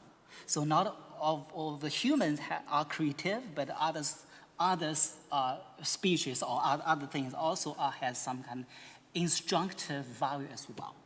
But things is a little bit, right, like the Claire Palmer always criticized about the process ethics as a totalitarian consequentialism. So that's why I think they probably need each other to avoid such kind of criticism. Great, thanks. I really appreciate your pluralizing of our understanding of the Tao. So, and in some ways, I think my question wasn't really a good one for you, but I just wanted to hear how you carry through it, yeah. No, I really appreciate these questions because the implications of this kind of two model is probably for the future development of my thought, and that's much more connected with other people, right? Especially Chinese religious believer or other people as well, understanding in which way we can think Tao can, to help them understanding the reality. I think this is a really good one. Thank you. Addis, we had a very quick conversation before we sat down here, and I learned that this very significant work you're doing on progressive modern thought is in the making, that you're connecting it with process thought is underway. And I just wanted to give you a chance to elaborate on that a bit for us. Yeah, well, I'm somewhat embarrassed to admit that probably my first exposure to process relational thoughts or process thoughts was through social media. In particular, Professor Jay McDaniel's Open Horizons Facebook, I believe, and then the website. That was probably some 3 years ago or so. Since then, I have done a little bit of reading. In particular, I'm fond of Professor Charles Hartshorne's ideas on beauty, and I recognized in his thought, it echoed some of the work that I have, some of my readings on pre-modern and modern progressive Muslim thinkers. I mentioned Ibn al-Arabi, the Andalusian mystical poet who has written a lot on God's attributes of beauty. In the Islamic tradition, we have God's attributes fall into two categories: attributes of majesty, the Jalal, and the attributes of beauty, the Jamal. So it kind of connected with that. And also a contemporary Muslim scholar who actually used to teach at UCLA, Professor Khalid Abu al-Fadl, writings on God as source of beauty, truth, and goodness. I saw a lot of resonance there between Professor Hartshorne's and the ideas on beauty. I'm currently hoping to develop and look into deeper synergies or discover or forge, create additional synergies. Great. Well, I think we're all really interested in hearing how you develop this and reading your next book. Thank you. So let me open it to the wide world here. Dr. Wang, thank you for your fascinating talk. Actually, I have a question. You said using the term Tao, God for Tao is bold or risky, right? It's actually Dr. Chang's actually statement. But however, sounds interesting, that's good. But however, the process thinkers, for example, Whiteheadian becoming, God is becoming, John Cobb's God as capital L, life, and especially Catherine Keller's apophatic God, sounds Tao for me. So I see why not, even though if is not good. So even though Tao is broader term than God. So can you explain from your own God why using the term God for Tao is bold and or risky or risky? Yeah, Dr. Wang, I really appreciate your talk. But in chapter 21, right, like the Hu Xi, Huang Xi, Qi Zhong Yo Xiang, right? That there's a sign, there's an image in the midst, and then I think the boldness and the riskiness. It's not an or question. It's an has to do with separating out a wu from the myriad things. And so, like what do you think Lao Tzu meant by that? Okay.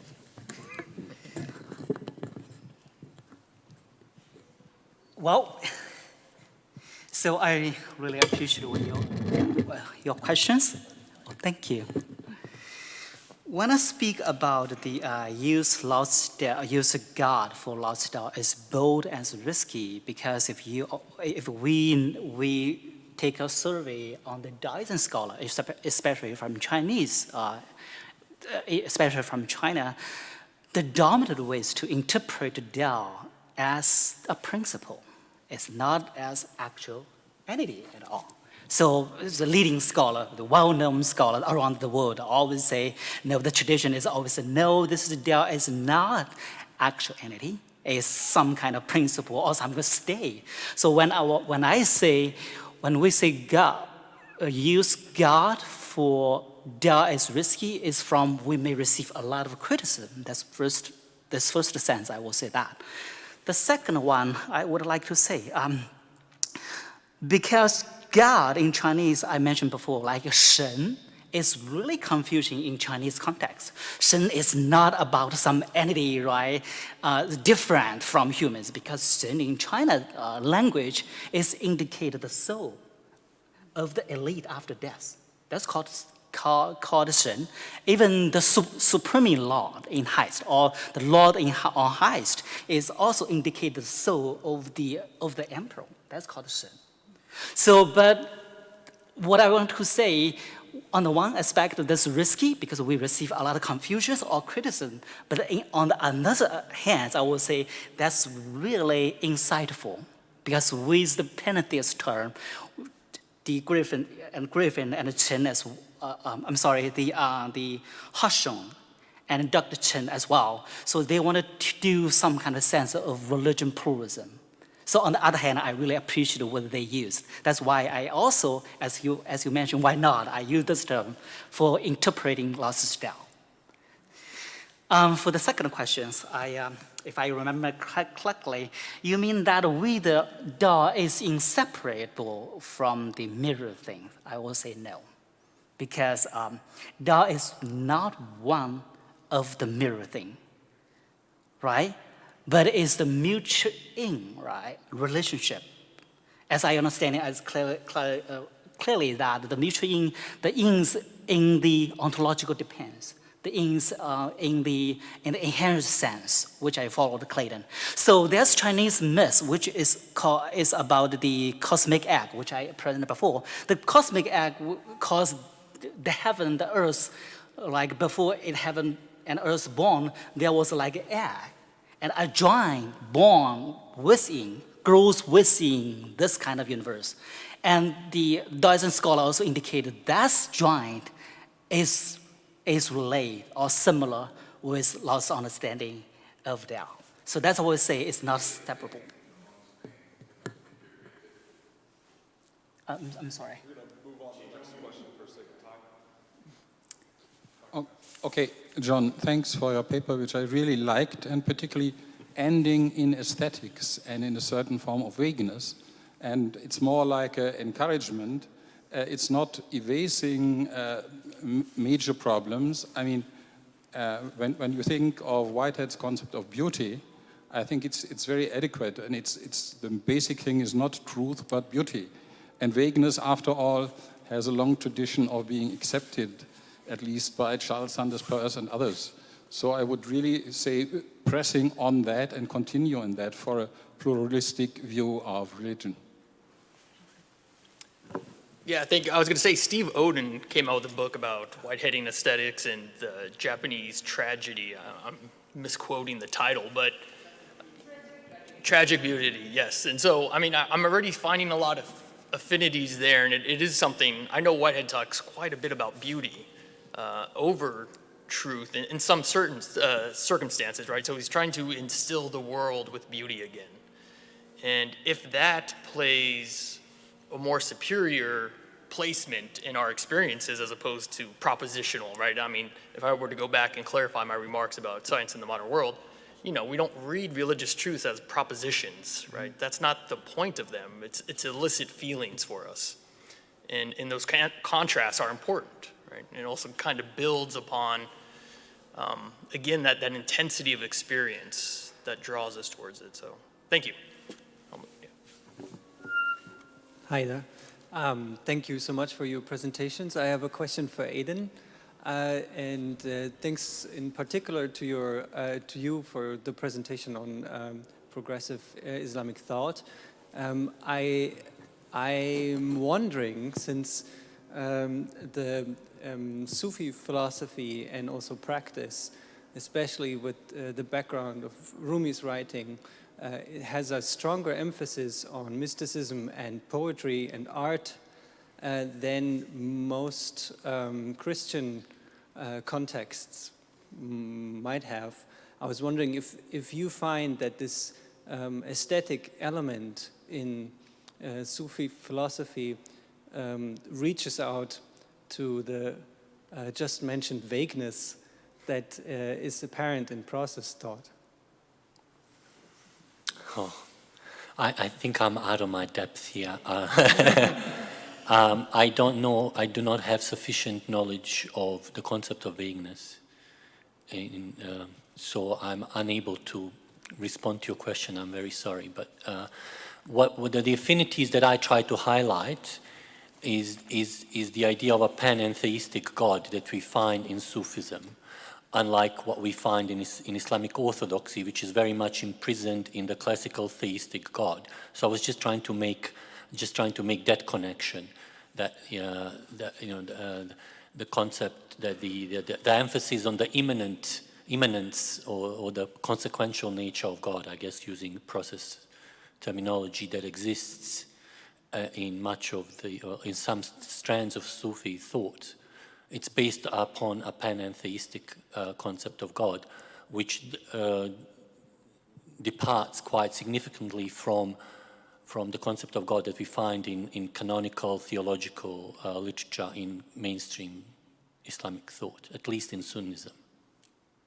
That's the best I can do.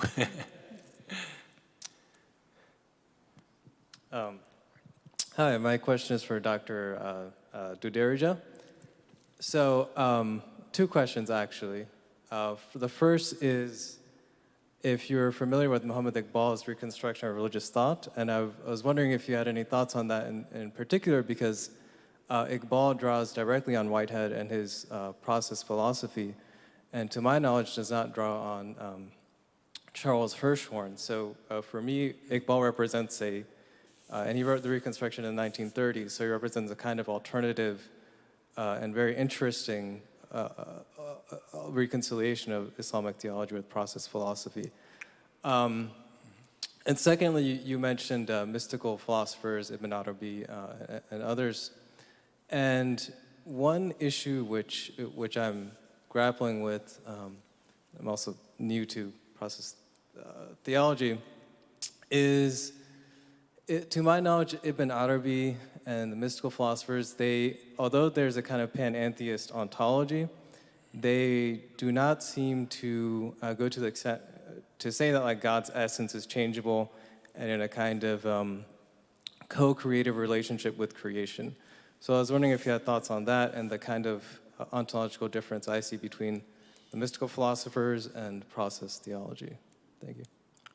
Those are excellent questions. Again, I don't think I'm the best person to answer them. Muhammad Iqbal's engagement with process theology has been explored by an upcoming Muslim intellectual who is currently doing his PhD precisely on Muhammad Iqbal's thought in relation to process theology. His name is Farhan Shah. He's at the University of Oslo, Department of Theology.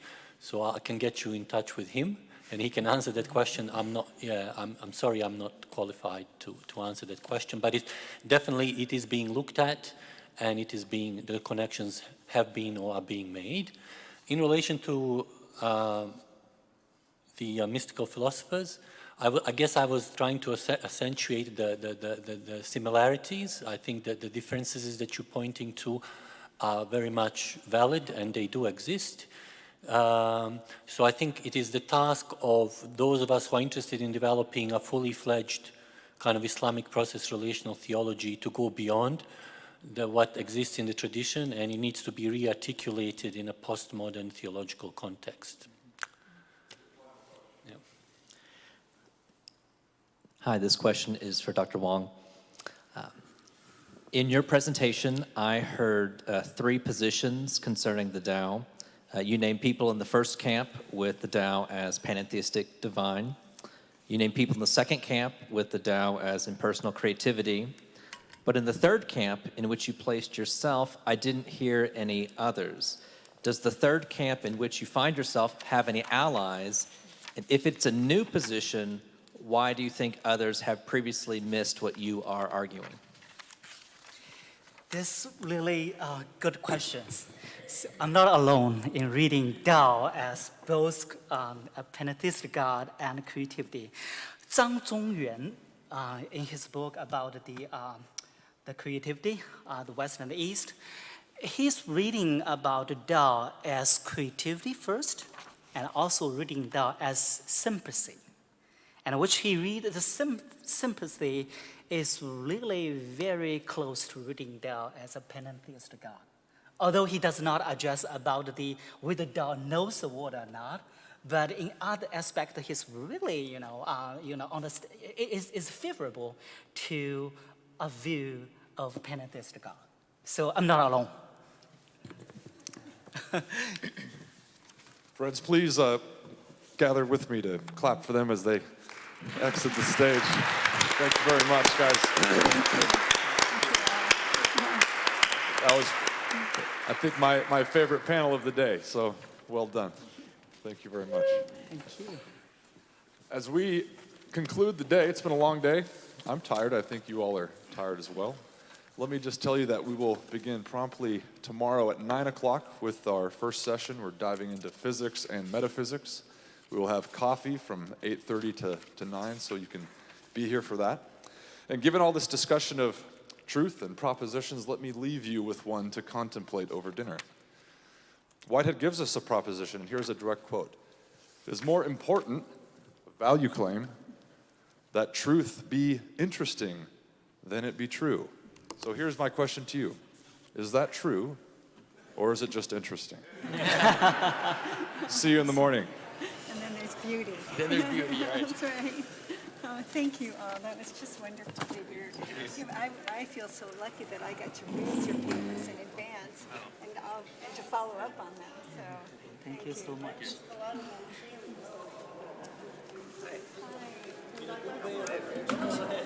Thank you, John. Wonderful paper. So one of the other affinities that I see that you might just want to take. So I'm curious. Well, I like the way the Tao Te Ching talks about the Tao as like water. Like shui is like one of those analogies that it keeps on using about like the weakness of water, but yet in the end, water prevails in a sense, right? And so Whitehead's suffering God notion, right? Being weak is actually a strength. right? And so it's just something I've played with in my head. Like, it's very fascinating to like draw out those parallels because it's not the strong, erect God, right? God of God of Caesar. You mentioned this in your paper, like it's not the God of Caesar, and I'm like, well, that fits in with water as well. Like water is the soft power, as it were. Exactly. That's in my paper. I address that kind of issues. I also use, Tao is really weak Tao. It's not strong Tao. It's humidity of Tao. And in the point of use the metaphor of water is always in the sense of ultrasound is non-strong.